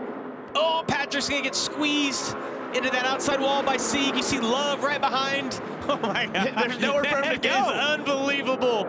47 remaining. Time to go at Martinsville. Yeah, Patrick Star pulling. Oh, there's major hit there. The 2. Jesse Love, he just had nowhere to go as Nick Sanchez is slow down the backstretch. That car has been beat up all day. Creed now is going to be on the inside. Oh. Love push. Oh, there's contact again from Jeb Burton. Oh, and Ryan Sieg's a big loser in all that. He got forced to the outside. He's slow. Sieg was so good on the short tracks a year ago, but going in the wrong direction here and at the wrong time of the race. Just all take. There's no give right now. Everybody fighting for position. Never seen so much 3 wide at Martinsville. Poor Patrick Starpoli's been on the wrong end of that, almost every corner being the 3 wide on the top, trying to get back in line as Mayer fills the hole. But I think there's a lot of these drivers thinking you just have to go. Yes, there's 44 laps to go, but we've had so many cautions in this race. You don't get many green flag laps to make up positions. If it's green flag, you've just got to go as hard as you can and be as aggressive as you can if you want to get track position. Raja is holding the line up right here. Pulliam was about 2/10 quicker. See how slow that 88 is right through the middle of the corner. Here comes Day, sliding to the inside of Carruth. Allgaier might try to hammer through with him. This for second. And it's all happening more than a second behind race leader Lee Pulliam. Corey Day is going to be able to clear Raja right here down into turn 1. Allgaier is going to follow them through. I think Justin might actually have a little better car than Corey Day, but Corey was able to get to his inside. Yeah, I'm curious to see how Justin treats this when he gets the rear bumper there, the 17. If he's pretty fair. He's pretty fair, yeah. But that was a fairly aggressive move that Corey Day made on him and got into his left side. It was, but it was Martinsville. And if you think back to earlier in the race, Sam Mayer moved the 17 immediately. Well, and I think about everything that Corey Day dealt with in those couple of races early in the year, earlier this year. You know, he settled down from that. He's continued to churn out results, but maintaining a high level of integrity. Here he is second. I'll tell you, Lee Pulliam's done a great job leading this race. Second fastest lap, Corey Day being right behind him. This is so cool. I won't lie, to see Lee Pulliam up there. Yeah. Just all that behind this, and so many short track racers around the country watching this, rooting for him and seeing him perform on this stage late in the race. Awesome. And regardless of what happens from now on, the fact that he's been able to get to the lead this race, the memories he's making for himself and his family being here.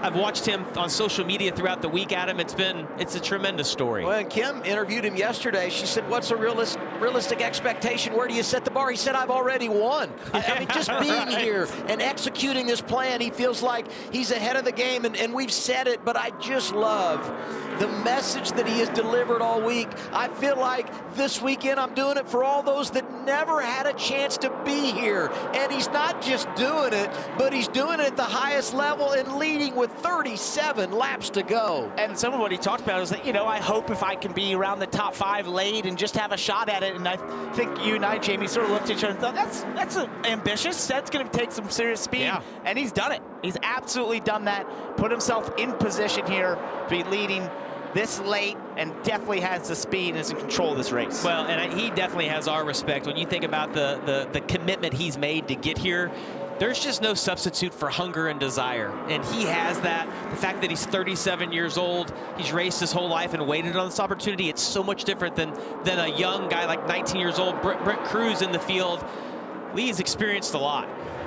Sheldon Creed, always good at Martinsville. 3 runner-up finishes here. A winner earlier this season at Atlanta, and working on position number 6 in the running order. And 88 just does not have the speed he needs. They've done a good job getting track position, but balance of that car is not where Raja needs it. He's done a good job keeping it clean all day long, but man, it just does not have the turn and the drive that he needs. Powerball, power movers right on cue. Creed +8. Taylor Gray, who's had a host of problems, +7. Sammy Smith. I mean, a lot of junior motorsports here, a lot of junior motorsports at the front of the field as we get our 10th yellow of the afternoon. It's for the 25 of Nick Sanchez. That is a right front, I believe, that's gone down here on Nick Sanchez. That car has been really damaged. Started being on the pace lap when he and Jeremy Clements had a little bit of contact, and then it's just gotten worse from there. Sanchez is like, just let it in. Yeah, this is one of those days you're like, just let it in. I just want to go home. Yeah. I just think about when he came here in 2022 and was so impressive. Finished 7th in that race, his Martinsville debut. Turns out that's his only top 10 finish on a short track in the O'Reilly Auto Parts Series. And well, this weekend has been one to forget for the driver from Miami, Florida, who was running for Rookie of the Year a season ago. He's flat side of that car. Not only is the right front down, but the right rear, you look at the wheel, paint inside of that. It's been big impact. I believe he's just trying to get it back pit road here, letting the field go by. We'll get a look at what you were referencing there, Jamie. Yeah, just that thing's beat up. 3 words. This is Martinsville. O'Reilly Auto Parts onboard camera, riding with Taylor Gray, won here in the fall. We've talked about all the challenges he's faced today. It hasn't been his day. It's just kind of when it gets to him. That car's tore up now on the front. He's frustrated in the car. They're frustrated on the pit box. This our O'Reilly Auto Parts pit crew view. I feel like that shot on the left's like a still shot. I haven't seen anybody move on that pit box in a while. There you go. Now you know it's video. Yeah, well, we always tease Rodney Childers and how he really doesn't get excited, crew chief of the one. Jason Ratcliffe doesn't go over the top either, you know? No, he's been through it all, man. He's won a lot of races. Let's hear from the boss man, 30 to go, and his veteran driver that's making his first career start is out front, Kim. Yeah, Dale Jr. responsible for making Lee Pulliam's dream come true. Man, he's been great out here today. What do you make of the racing you've seen from him in his first series start? I'm not surprised. You know, the guy's got more racecraft than a lot of these guys in the field, a lot of experience. You know, he should be able to get in there and get it done, and he's done a great job today. He's had a little bit of a desk fit on tires, but we'll just kind of see how this works out. I'm proud of him, and I know he's got a lot of people pulling for him, and hopefully he can come out of here with a great result. Are you nervous? I'm always nervous. I don't care who's driving our car, especially Martinsville, caution inside of 50 to go. This could get ugly, so this is not fun for owners, I'll say that. Best of luck. Yeah, thank you. Well, it clearly can get ugly, but it's also getting real right now. You get down, we're going to be 30 to go right now.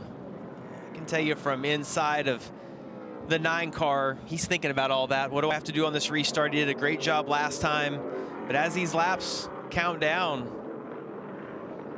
getting real inside of that car. Yeah, he's trying to join an elite group, those that have won in their first ever start in the O'Reilly Auto Parts Series. Earnhardt did it in '82. You know, a lot of guys did it back in the '80s because everything was so fresh. But you think about recent years, Zilich at Watkins Glen won from the pole. I think about what Ty Gibbs did on the Daytona road course at age 18. Kurt Busch in 2006 at Texas. An elite list right there that you could jump onto. Yeah, and some of those, I mean, I think about Kurt Busch. He was already a Cup champion. Right. Yeah, I mean, like, he just never ran the series. That's not the same experience that Lee's having right now. Yeah. Well, he just needs to continue doing what he's doing. I don't know that he is the fastest car on the track, but he's executing the restarts well. He needs those guys to run side by side behind him for a few laps to get a little bit of a gap. You know, I want to go back to the early part of the year, and we talked so much about Corey Day, and I referenced this, but he had some run-ins, and we know things are going to get physical late here, and I wonder if this weighs on him at all. Walk us through some of the things we saw, starting with the season opener at Daytona and then Atlanta. Well, what we saw earlier in the year, that's completely different than what we're going to have here at Martinsville. I know Sieg was mad with him right here. Corey said he had a flat tire, got into his teammate essentially from Junior Motorsports. This is where it really erupted, was taking out Connor Zilich late in Coda. This is just pit road, learning how slick the pit road is at Phoenix, but that's really where it erupted, and so the conversation started, and he knew he had to change starting at Phoenix, and he's done that. Coda was the example of when he got in, he kind of made an excuse about the pan on the car, and you can't do that. And I think that's what tipped it over the edge, was like, no, we're not going to make excuses. You have to be in control of your car. But Parker, you said this, and when we talked to him afterwards, we were scared that when he tried to back it down a little bit that he wouldn't be fast enough. Well, that couldn't be less true. He has done an awesome job since then. Well, you saw the results, 5 consecutive top 10 finishes. And, you know, going to tracks where he's got so much limited experience, but not necessarily the case here at Martinsville. Ran both O'Reilly races here last year, a couple of truck starts, and we see that experience paying off here today. Extended yellow because we're trying to get the 25 of Nick Sanchez off the pit lane. We know how battered and beaten that car is, so we're going to get the green flag here right around 25 laps to go, it looks like. Lee Pulliam saying, hey, guys, take your time. It's okay. Yeah, no problem. No problem. Whatever you need no to worries. do. Yeah, Yep. you just let me keep running around here. That's fine. We'll just keep taking away laps. Dale Jr. talked about the tire deficit. If there's not many laps, it's not really going to be as big a deal. But the big thing that Lee has to be focusing on right now, Corey Day, is what Dale referenced in that clip of talking to Lee about the restart, and that is tire prep and prepping those tires, keeping your brakes prepped. That's difficult to do. It's a colder day in the 50s today. You got to work, and that's some of the things that Justin Allgaier there, sitting in third, knows really well. With all of his experience in these cars, he knows exactly what to do prep-wise to make sure that when you roll that restart, the tires and the brakes are in their optimal position for the restart. It's been a great time of year when you look at the schedule. Last Saturday racing at Darlington, today here at Martinsville. Next Saturday we go to Rockingham. Race number 8 on the campaign. NASCAR Countdown Live comes on the air 1:30 Eastern time. It was so fun to go back there last year. And I think about how that race ended. Jesse Love gets the victory, but then fails post-race inspection, turns the win over to Sammy Smith. Who will it be next Saturday? We look forward to bringing it to you live on CW as we get ready for the choose. Hey, there's a fan. Yep. He didn't buy one of those T-shirts. He already had his sweatshirt. Now we get to choose for race leader Lee Pulliam. No surprise to the inside. Day goes with him. I was going to comment on that right before we were talking about Rockingham. When it gets down to the end of the races here at Martinsville, I think if you want to win, you almost got to be on the inside, and maybe this is where we see aggression. It's hard, though, to balance out how aggressive can you be. Choose today brought to you by Freeway Insurance. More ways to choose, more ways to save. Freeway, your way. And that's what we saw here last year. That was this race last year between Sammy Smith and Taylor Gray, was because they kept choosing on the inside like that. It gives that opportunity to the position that the 17 of Corey Day's in to just utilize that bumper. Junior Motorsports going for their 5th win in a row, and they own the front row. 25 to go. Pulliam and Allgaier. Here we go again through the Poet restart zone. Oh, not a good start there. Once again for Lee Pulliam. Justin Allgaier got out ahead, but it's like he spun the tires or had a bit of a checkup. Oh, and a little bit of contact off of 2. Justin carrying good momentum on the outside, but I think the 9's still in a good position. As you see, they get pinched there on the exit. Oh, the 9 is trying to get the lead from the outside lane. Sammy Smith right there. Carson Quapple, Raja Carruth.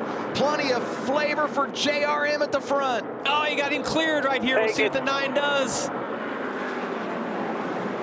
Allgaier back in front, just like last week. Restart late, takes the outside lane, and takes over the top spot. He's there with 23 to go. And I don't think that was all Corey Day. Quapple was into the back of the 17 right there, and that's what happens at the end of these races. Everybody gets a little bit impatient. Yeah, if you don't go, the guy behind you is going to force you to go. As we got one spinning down the back, that's Ross Chastain. Ross Chastain, wheel and caution lights are on for an 11th time today. Goodness, we cannot get into a rhythm here. We've only had 2 runs today. Well, we're right about the average since the O'Reilly Auto Parts Series returned here Adam. in 2020. We've averaged 12 cautions a race. We're at 11 right now. Been an eventful day for Chastain. Was 20th when he got turned around. I thought that the 9 got shuffled out a little bit more, but he's still going to be in second. As we get a look here at what happened with contact right there on the outside wall.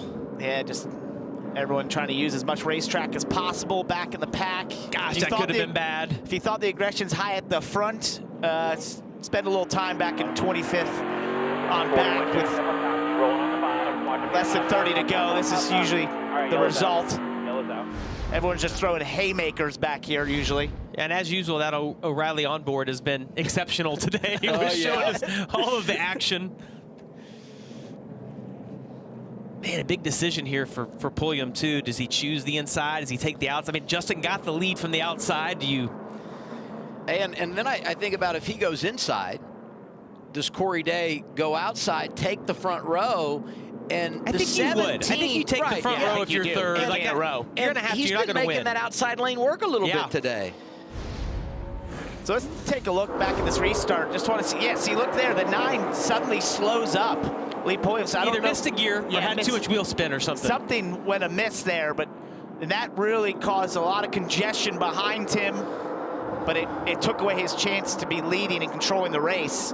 Justin Allgaier utilized the outside to just have that little bit of momentum. He gets a bit of leverage here once you get that far up beside the 9 and is able to take the lead.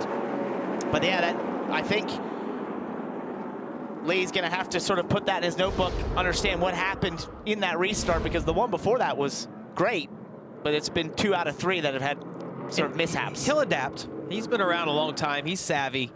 He'll adapt to what he needs to do right here. I think it's really just about the choose and where do I want to be? Am I willing to move the 7 for the win? Most likely he is.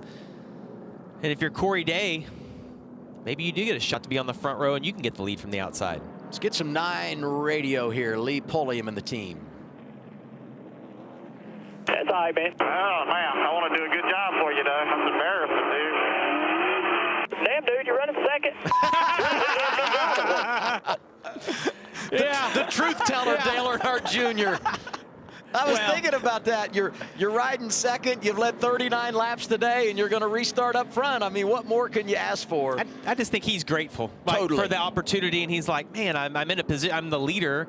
I'm in a position to be able to win this. What about the 7 team right now, Dylan? Well, it's interesting. I spoke to Andrew Overstreet yesterday, and he said the last 3 weeks, the difference in winning or not has come down to picking the right lane on one of the final restarts. The times they've picked correctly has been twice, and they've won those races. So they got the lead there from the outside lane. We'll just be curious to see what lane Allgaier sticks to here as we continue to choose and come to it right now. Here it is. Freeway Insurance choose. How about Pulliam says, I want the front row, goes to the outside. So that puts Corey Day, who's been aggressive today and had a strong race car, inside of row 2, and Quapple's on row 2 as well.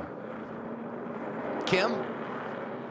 And Pulliam said before the choose, I want the front row. If I'm going to lose, I'm going to do it from the front row. But we'll see what he's got for his teammate, Justin Allgaier. I don't disagree with the decision. Well, no, he lost the lead from the guy being on the outside, so go for it. Go where you think. You know, we see often where Corey Day can be sort of the choice, but that usually means being very aggressive. We just saw the lead get taken from the outside. Why not? 5 Junior Motorsports Chevys here. They're in the top 6. I was just thinking that right now. They're kind of teammate Corey Day's up there with them. Yeah. Unbelievable. 17 to go. Going to be a fun run to the finish. Allgaier inside is in control. Pulliam to the outside. That was definitely a missed shift. Big damage there for the one of Carson Quapple. They're scattered, and it is a parking lot on the front straightaway at Martinsville. Caution number 12. It's heartbreak. Such a great day he had going. And I think he's going to be okay. It was everything that pursued behind him. He's obviously going to feel terrible. We still got a lot of racing here. That's the truth. Yeah, but this is 2 in a row, so I think we found the culprit of the last time that it slowed up. It was definitely sort of not getting into 3rd gear, most likely. And these gearboxes in these cars, teams have different providers for the gearboxes. You see Carson Quapple got a ton of damage out of that. They all have different ways and feelings of how they shift. They have different levels of force you need to use. You see Jeff Burton with a ton of damage. And it can be something where you just have to kind of figure out what it wants and where you feel the mesh of the gears and just how they go in. And Harrison Burton with a ton of damage. That's unfortunate with the day he was having. Think about all the drivers that were up there that had a chance for a top 10 today, maybe better than that got damage here and are going to have their afternoon's finish compromised. Austin Green is on that list. Our 12th caution has turned to our first red flag. Here's a look one more time at the restart. Yeah, pay attention to that car on the outside. You're going to see they start to accelerate. And then when he shifts to 3rd right there, it just doesn't go into gear. And the momentum's coming from behind because everybody's anticipating that. And there's nowhere you can go. And then once the cars start wrecking here, if any oil gets on the racetrack, you see the smoke coming out of those cars, the steam. It's just like you're hitting ice. So you're trying to slow down. And even though you're not going very quick, there's just nothing you can do. Track is super narrow as well. Yeah, it just becomes a parking lot, essentially. Yeah, nowhere to go. Gosh, that got a lot of cars. Yeah, and you can see where the car sits down, the 9 of Lee Pulliam, the front end dives and sits down. That's the mark of going into the wrong gear, missing the shift. The sudden deceleration. Carson Kvapil right behind him is trying to anticipate when he's going to go. Just, ugh. Raja did a great job right behind, though. I don't think he got any, or he had minimal damage. On board Taylor Gray. Back it down, back it down, back it down, back it down. I mean, nowhere to go. Back it up, you got 5 feet back. You heard the spotter. If you can back it up. You can back it up because there's nowhere to go in front of you. It's completely blocked. Well, I think about Jeb Burton, how strong of a race car they had today. You know, he was so good at Phoenix. You get some stage points, finish in the top 10. Last couple of weeks haven't gone their way. Carson Kvapil coming to one of his best racetracks, in position for success today, but damaged from row 2 on the restart. Under the red flag here in Martinsville, Virginia.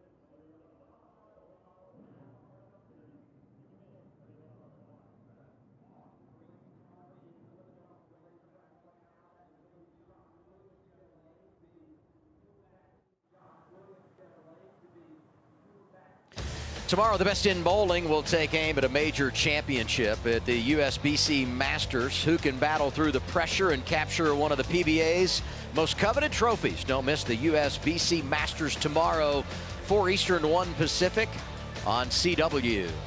Under the red flag here in Martinsville, Virginia for the O'Reilly Auto Parts Series. Problems on a restart. Let's get 9-team radio and Lee Pulliam. I know you didn't want that to happen, man, but don't worry about it. Happens sometimes. We just got to finish this thing out, finish it out good. You'll get a chance to get out and explain yourself, handle that. You'll handle it like a pro. Yeah, I just, damn, man. I hate when people do stuff like that, and I don't want to be the guy to do it. Yeah, we all going to, I'm going to probably make some mistakes before I'm done. It's going to happen. Well, Dale's exactly right. I mean, we all make mistakes, and that wasn't anything intentional on Lee's part. I'm sure he's frustrated with what happened. He's gotten this great opportunity, and he's done a tremendous job all day. This is so hard. He's a guy that builds his own cars, comes from the short track series. He doesn't want to see anybody's cars get torn up. He knows how much work goes into this. He has built cars his entire life. I think it's great, though, to have I mean, you couldn't have a bigger name on your pit box than Dale Jr. And to me, that would be very reassuring to have him come on. And you know what everyone's going to say, but that would mean a lot to me, you know, to have Dale come on and say, listen, you can get out and explain yourself when it's over. We all understand. I think the worst part was he had probably one of the best launches they'd had in a couple restarts there, but it stayed equal with the 7, if not was a little better. 19 cars involved in the caution that has now brought out the red flag. One that got away, race leader Justin Allgaier. Let's dial him up. It's kind of like he spent a lot of time. Let's see if we can chat with him. Hey, Justin, it's Parker and the boys up in the CW booth. You got us?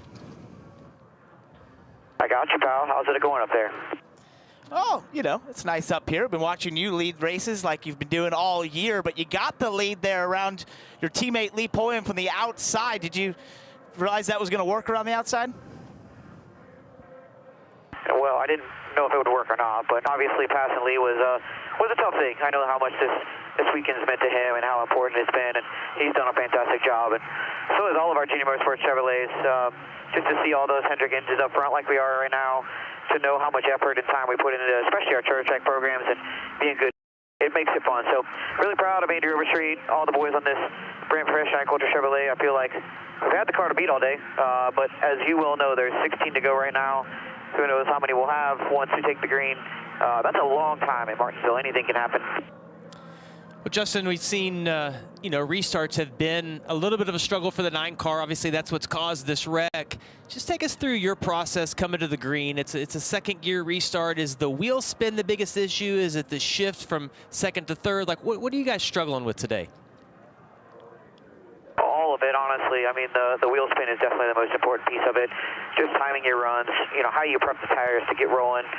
It was it's so critical and it's so difficult. I had a few early on in the race where I really mistimed them and just put myself behind and really worked on trying to figure out what that looked like when we were in the back of the pack, and learned a few things. And you know, just at that point, you gotta go try to maximize it. But all it takes is one small mistake, and with the cars packed in as tight as they are, you know, it can put you in a really bad spot really quickly, like we just saw with the 9. So, you know, we'll go try to execute on this restart. I guess if, you know, my gray hair gives me anything, at least it gives me a little bit of experience on some of these restarts. So hopefully I can have another good one, or maybe a few more good wins depending on how this race plays out. All right, well, buddy, we enjoy watching you every single week. We know you're also a little bit of a movie star, we heard recently. So go out and get you another one, okay? I mean, I appreciate it. Shooting with the wild card group was awesome. You know, it's cool to see how they put all that together and just what that show looks like right now. So all I've seen is about a 2-minute clip. It's pretty awesome. So we'll be tuned in and watching this next week whenever it comes on, and hopefully the fans enjoy it. All right, man, good luck. I thought the best part of our pre-race was we made Justin read the promo for what he did, and he was so comfortable doing the whole interview, and then we made him read it. I'm like, he's so uncomfortable right now. That's great. Is it a match made in heaven or what? The O'Reilly Auto Parts Series and CW, and the way NASCAR and that garage has embraced CW, and everything that CW has done to promote everything that's happening in the garage, and the fact that Justin's going to be on wild cards. I mean, it's really been fun to watch this transpire, and I think it's really done a good thing to build up the series as well. It's so cool, and if you're a fan of this series, you know every week where to find it. It's on the CW, right? To watch the O'Reilly series and the great racing that these drivers and teams put on, and sometimes big wrecks like we saw here. Yeah, and hey, we might not be done yet. No, when you think about the history of this place, a lot of late drama at Martinsville. Going to be inside of 15 laps to go when we return to the green flag. Cool Saturday afternoon here at Martinsville Speedway for the O'Reilly Auto Parts Series on CW.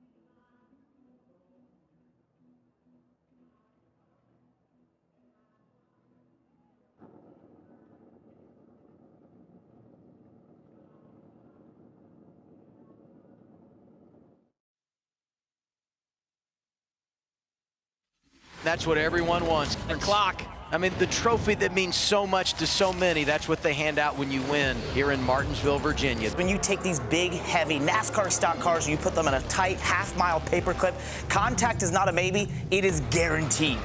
As they come off turn 4, Ty Gibbs gets roughed up. Checkered flag is out. Brandon Jones wins. A grandfather clock as John Hunter Nemechek is won here.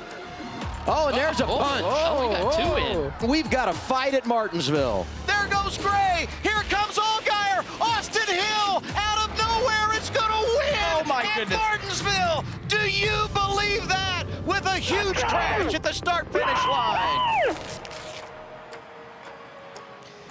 There really is no place like it. The half mile, Martinsville Speedway in Southern Virginia. NASCAR started racing here in 1949. It's a place every driver wants to win. And if you get the checkered flag here, you get that grandfather clock, you know you have earned it. Red flag is out after our 12th caution of the day was displayed. Big crash on a restart. Let's go to the CW garage and Carla Metz.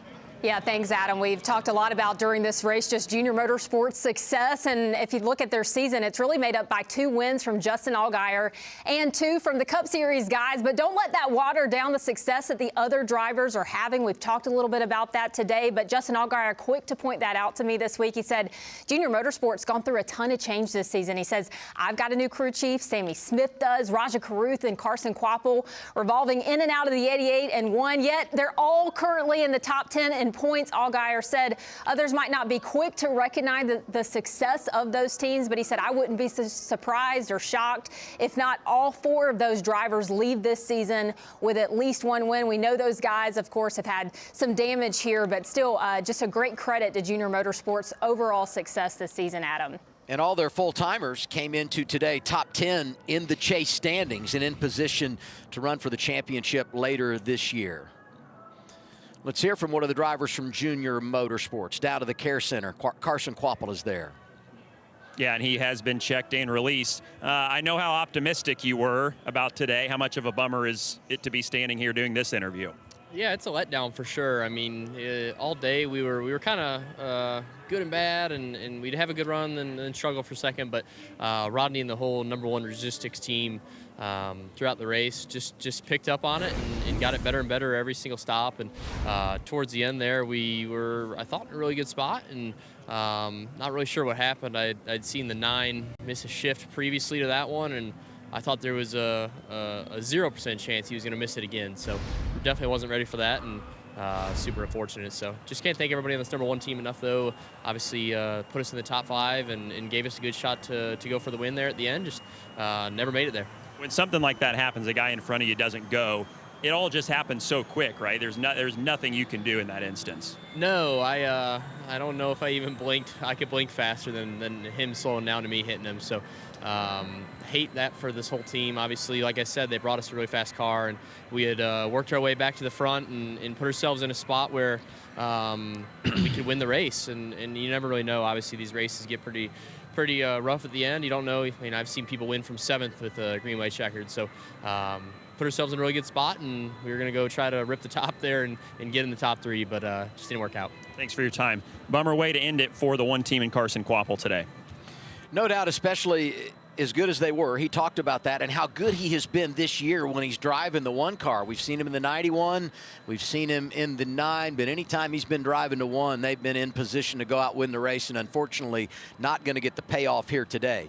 Corey Day looking for his first career victory. Got a really good position as we think about this restart. Let's dial him up. Yeah, it worked so well with Justin Allgaier.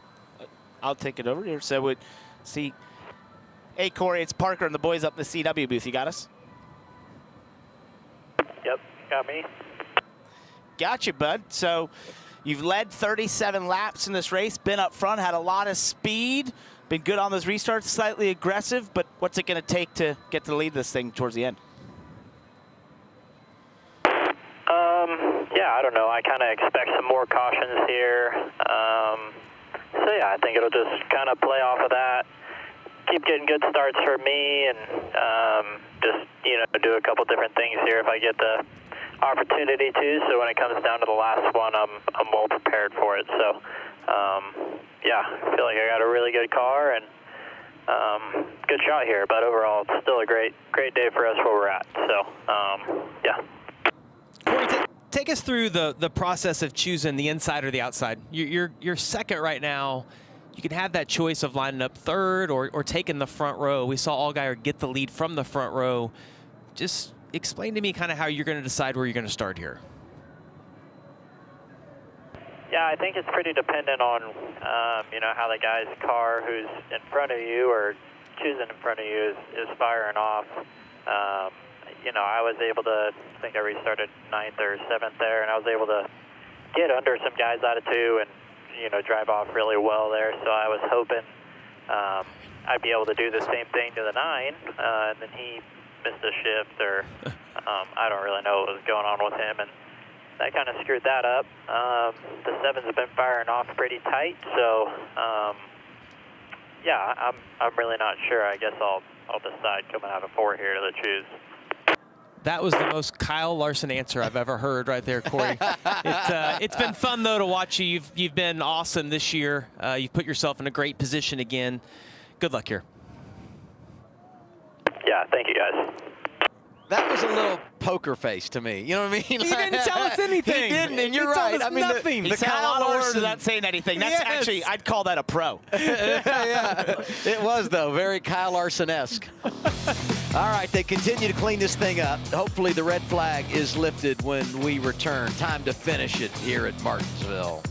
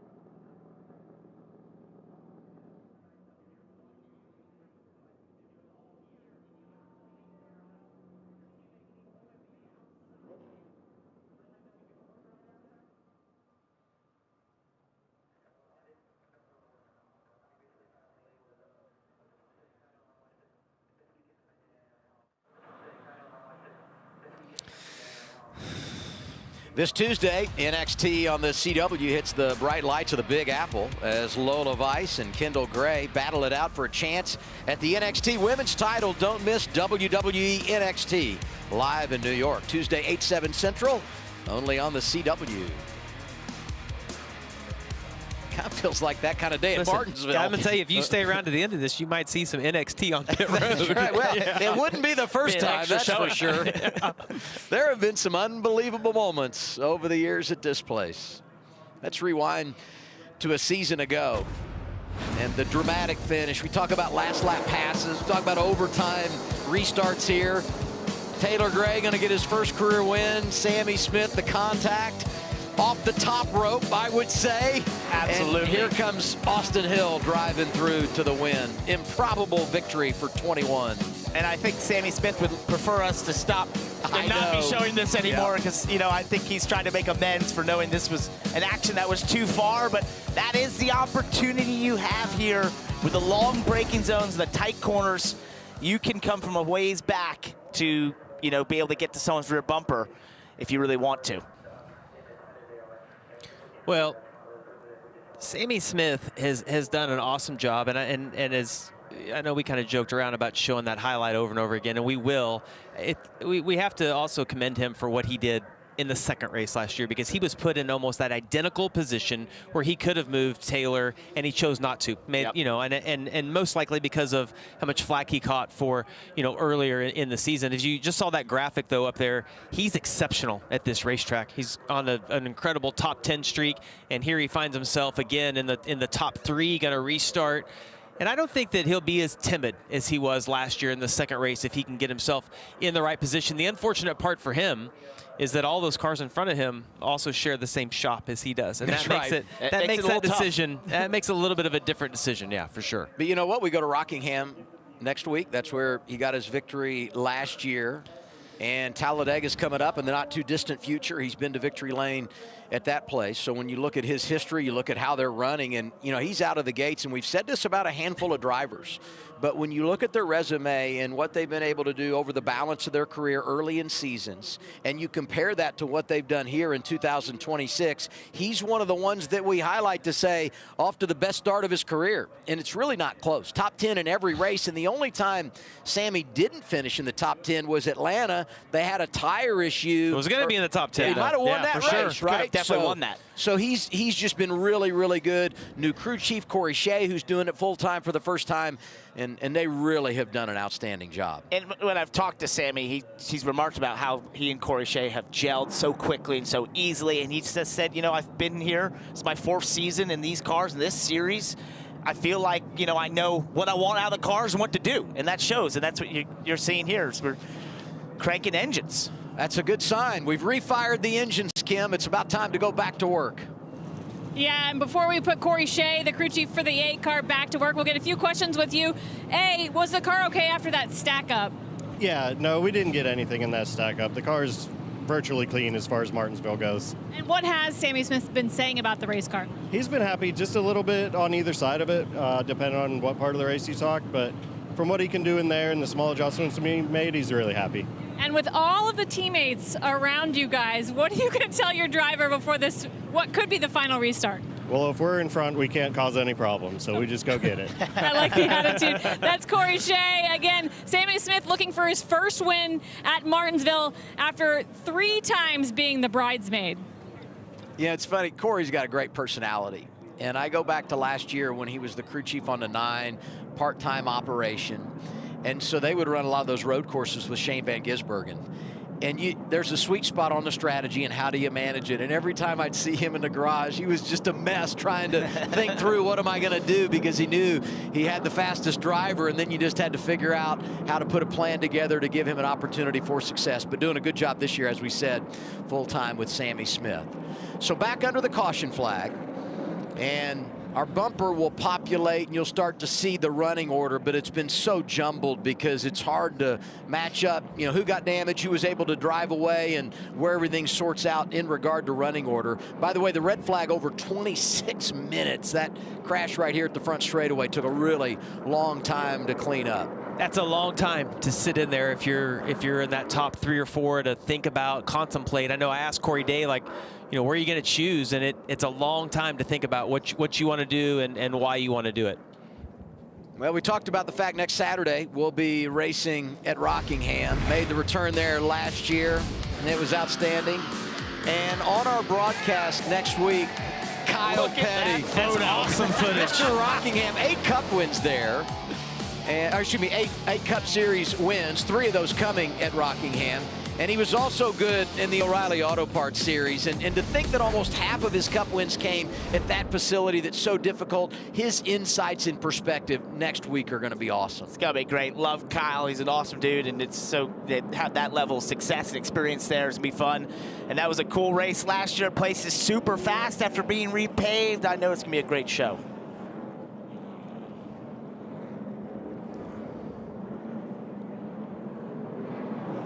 We mentioned all these guys, how important the restarts are. You see everybody swerving back and forth. You've sat there on pit road. A lot of debris on the racetrack. Oil dry everywhere, swerving back, just trying to get those tires prepped. Yeah, and you're just trying to clean up the track a little bit too in the lane you think you'll be in. And also, as we get later in the day, here the front stretch is falling under the shadow down into turn 1. That changes things a little bit. You still got the sun down in 3 and 4, so that makes each end just a little bit different potentially. and how they'll react. So you're gonna have to adjust to that as well. You know, being on the front row is key, but you're just so vulnerable to whoever is behind you. I think it's a little bit of a different position. We referenced it. All these guys in the top 4 or 5 being teammates, which would give me a little bit of peace of mind. But you've also got Corey Day, who's never won in the O'Reilly Series, is going to want to get to victory lane, probably willing to do a little more than others. Lee Pulliam, who we talked about all day long, the day he's had, be able to win in his debut. I mean, these guys are going to do what they need to do to get the job done today. Well, and we've said it so many times about Sheldon Creed. You know, he had the 15 runner-up finishes. He finally wins at Atlanta. And the change in his mindset in these situations, because you no longer feel the weight of the world when you're in position to go out and get it done. And he's not a teammate, so that's right. And he's aggressive. He is. He will be. He's got both of those going for him. Potentially be the third car on the inside. Interested onlooker there, Kyle Larson. I thought it was so funny. He won at Las Vegas. And in his interview, all he wanted to talk about is how impressive Corey Day was. That's right. Allgaier goes inside, Day goes outside as we look at the freeway insurance choose. You can see that speedy drive that's been laid down on that bottom groove through there. So you kind of wonder if it has any sort of grip difference when you first time you go down in there. I like the decision by Corey Day to go to the outside because of it being a teammate. Essentially with Junior Motorsports in front of you, it's going to be hard to get aggressive and move that guy out of the way. You can race him fair on the outside. Parker, you've talked about it the whole race. You're going to just pinch him down. You're going to pinch him down more than ever right here. And even though that might put you in a vulnerable position with contact, that's the way you're going to get him slowed down. Hopefully you can get on that inside curb and you can get the momentum on the outside. Allgaier Day, front row. 12 laps to finish it at Martinsville. Oh, Corey didn't get a good restart, spun the tires. Trying to rally back in that outside lane. Sammy Smith right behind Allgaier in the 8. 7 is away with the lead. Yeah, 17 had a great run down the backstretch. If he just could have got a little better restart, it's a great perspective here to see. Can he get clear down now in front of Sammy Smith? He's not going to into turn 1. That was an amazing turns 1 and 2 by Corey Day there to gain what he did back. Oh, so we got a spinner. Caution number 13. Yep, the 18 of William Sawalich. This is, oh, and you see. Oh, no. It's like, maybe an engine. Well, he's got the tire rubbing right there. Fenders on that. Maybe he can swerve back and forth and get that to pop back out. You see, that's what he's trying to do. This is good for Corey Day. You get another stab at it, and that's what makes it so hard at the end of these races. Trying to time out this run just a little bit better. Hard. Sawalich looking for his 3rd top 10 of the year, was 11th when the caution came out. Little love tap by Brendan Poole there. Look at Poole, he's shown 11th right now in the running order. He's top 5 here a year ago. That's a bad angle. Yeah. It was a bad angle. Wondering who hit me and where did you come from? Yeah, well, he came from 12 rows back, William. It was not intentional on your part.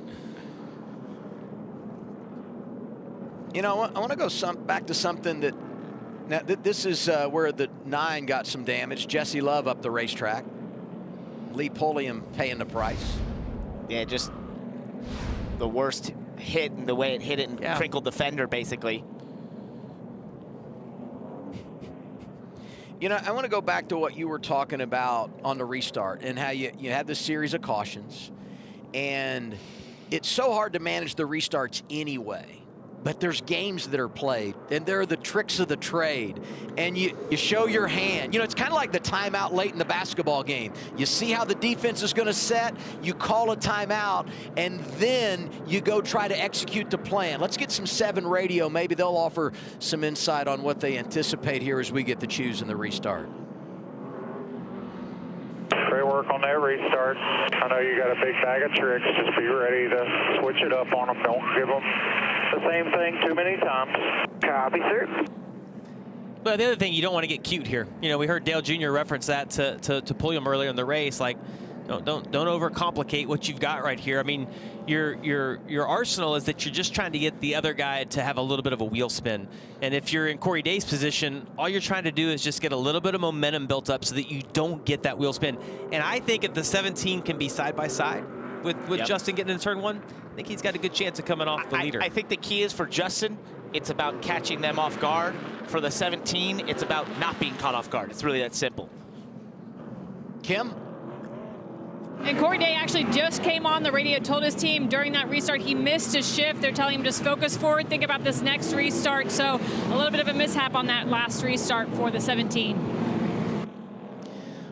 We're going to get this restart right around 5 laps to go. And I just think about all the drama that we've had here late in races. We've shown some of the clips, but 4 of the last 8 races here have ended with a last lap pass for the win.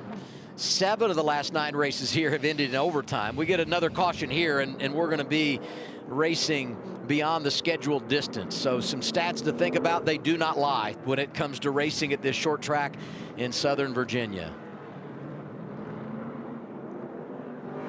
We talked about it earlier, but really key right here is you see them swerving, prepping those tires, prepping the brakes, getting everything up to the optimal temperature that you can. It's incredibly important when we talk about good restarts versus bad restarts to have everything prepped correctly. See, Corey Day took the outside again, as expected. I think all those guys in the exact same position they were. And we talk about the damage for Lee Pulliam, but it's worked itself out. Good that he's able to maintain his track position here. He'll be inside of row 3, right next to Raja Caruth. And look at drivers inside the top 10. Dean Thompson trying for another Martinsville top 10, and Brennan Poole trying for another solid spring race here. You got to think the track's also just a little bit cleaner. We've had a restart. These guys have run around under caution again, picking up all the marbles and whatnot. We're on the outside. That only plays into the 17's advantage right here. But Allgaier, just a master of this series. You know, he's so good on these restarts. Allgaier and Day going at it again on the restart. 5 laps to go at Martinsville. Oh, the 17 did a better job, but Justin's still going to be out front. But watch here, 1 and 2. He was so good through here last restart. Can he clear Sammy Smith? Not quite. Looks like Sammy's going to still be the inside down to 3. Sheldon Creed is there. Lee Pulliam. Raja Caruth right in the mix. 4 to go this time. Like Creed maybe got into the back of Sammy Smith a little bit, but he's still going to be able to be on the inside of Corey Day down into turn 1. Allgaier's loving this, though. He said side by side behind him. Corey Day just can't quite clear Sammy Smith here. He's got the leverage, but he's going to have to get aggressive in terms of squeezing him. No, but you can't force it, because if you get another restart, you'll get another shot. As you see Sammy Smith getting to his inside, Allgaier slowly driving away. 3/10 better that lap. Oh, Jesse Love shoved up the track.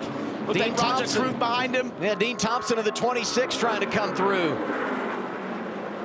Through turns 3 and 4, 2 laps to go for Justin Allgaier. These guys racing so clean right here. Sammy Smith on the inside. Corey's giving him plenty of room on the inside. Just nothing he can do. Kind of hung on the outside right there, and Allgaier just continues 2/10 that last lap to be better. He just wants to get the white flag, not have to deal with another restart. And here it is, white flag is out, 1 lap to go, sponsored by Credit One Bank for what's ahead. And how aggressive does Sheldon Creed get right here? Does he try to force up Sammy Smith and maybe try to get 2 for 1 down in 3 and 4? A dominating day for Justin Allgaier. The Wheeling caution lights are on, the race is over. Justin Allgaier hits the trifecta. His 3rd win of the season comes at Martinsville. Man, I love you. This is awesome. Awesome, awesome, awesome. Martinsville, baby. What a way to start the year, boys. I'm so proud of you guys. You guys are awesome. Good news for Junior Motorsports, they get the win in the form of Justin Allgaier. Bad news, the reason for the caution, Raja Caruth spinning from 9th on the white flag lap. He was down in basically turn 1, sitting against the wall. Ooh, these two, Jesse Love and he, going back and forth.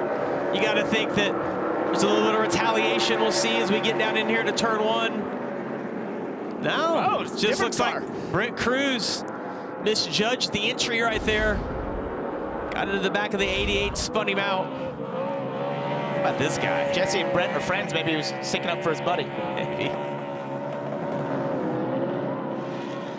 Allgaier's turned into like fine wine. He just gets better with age. He's gone back-to-back. He's won 3 of the first 7. And this is 5 consecutive wins for Junior Motorsports. Wow. Second best streak all time. The most consecutive wins ever in the O'Reilly Auto Parts Series for Joe Gibbs Racing when they won 6 in a row. And the man carrying the mail, Justin Allgaier. Congratulations, Justin Allgaier, the winner of the NFPA 250.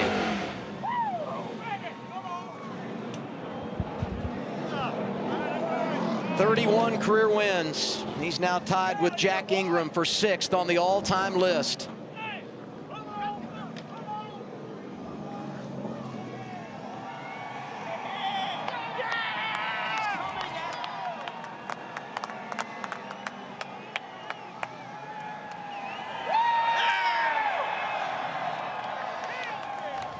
You might pencil him in next Saturday at Rockingham. He's doing it at all the historic venues, Darlington, Martinsville, and next Saturday we're racing at the Rock. 39 years old. He'll turn 40 in June, and he's still got it.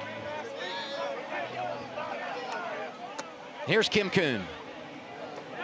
Yeah, Justin Allgaier getting his 2nd Martinsville win. He's going to come give a big handshake and high five to owner Dale Earnhardt Jr.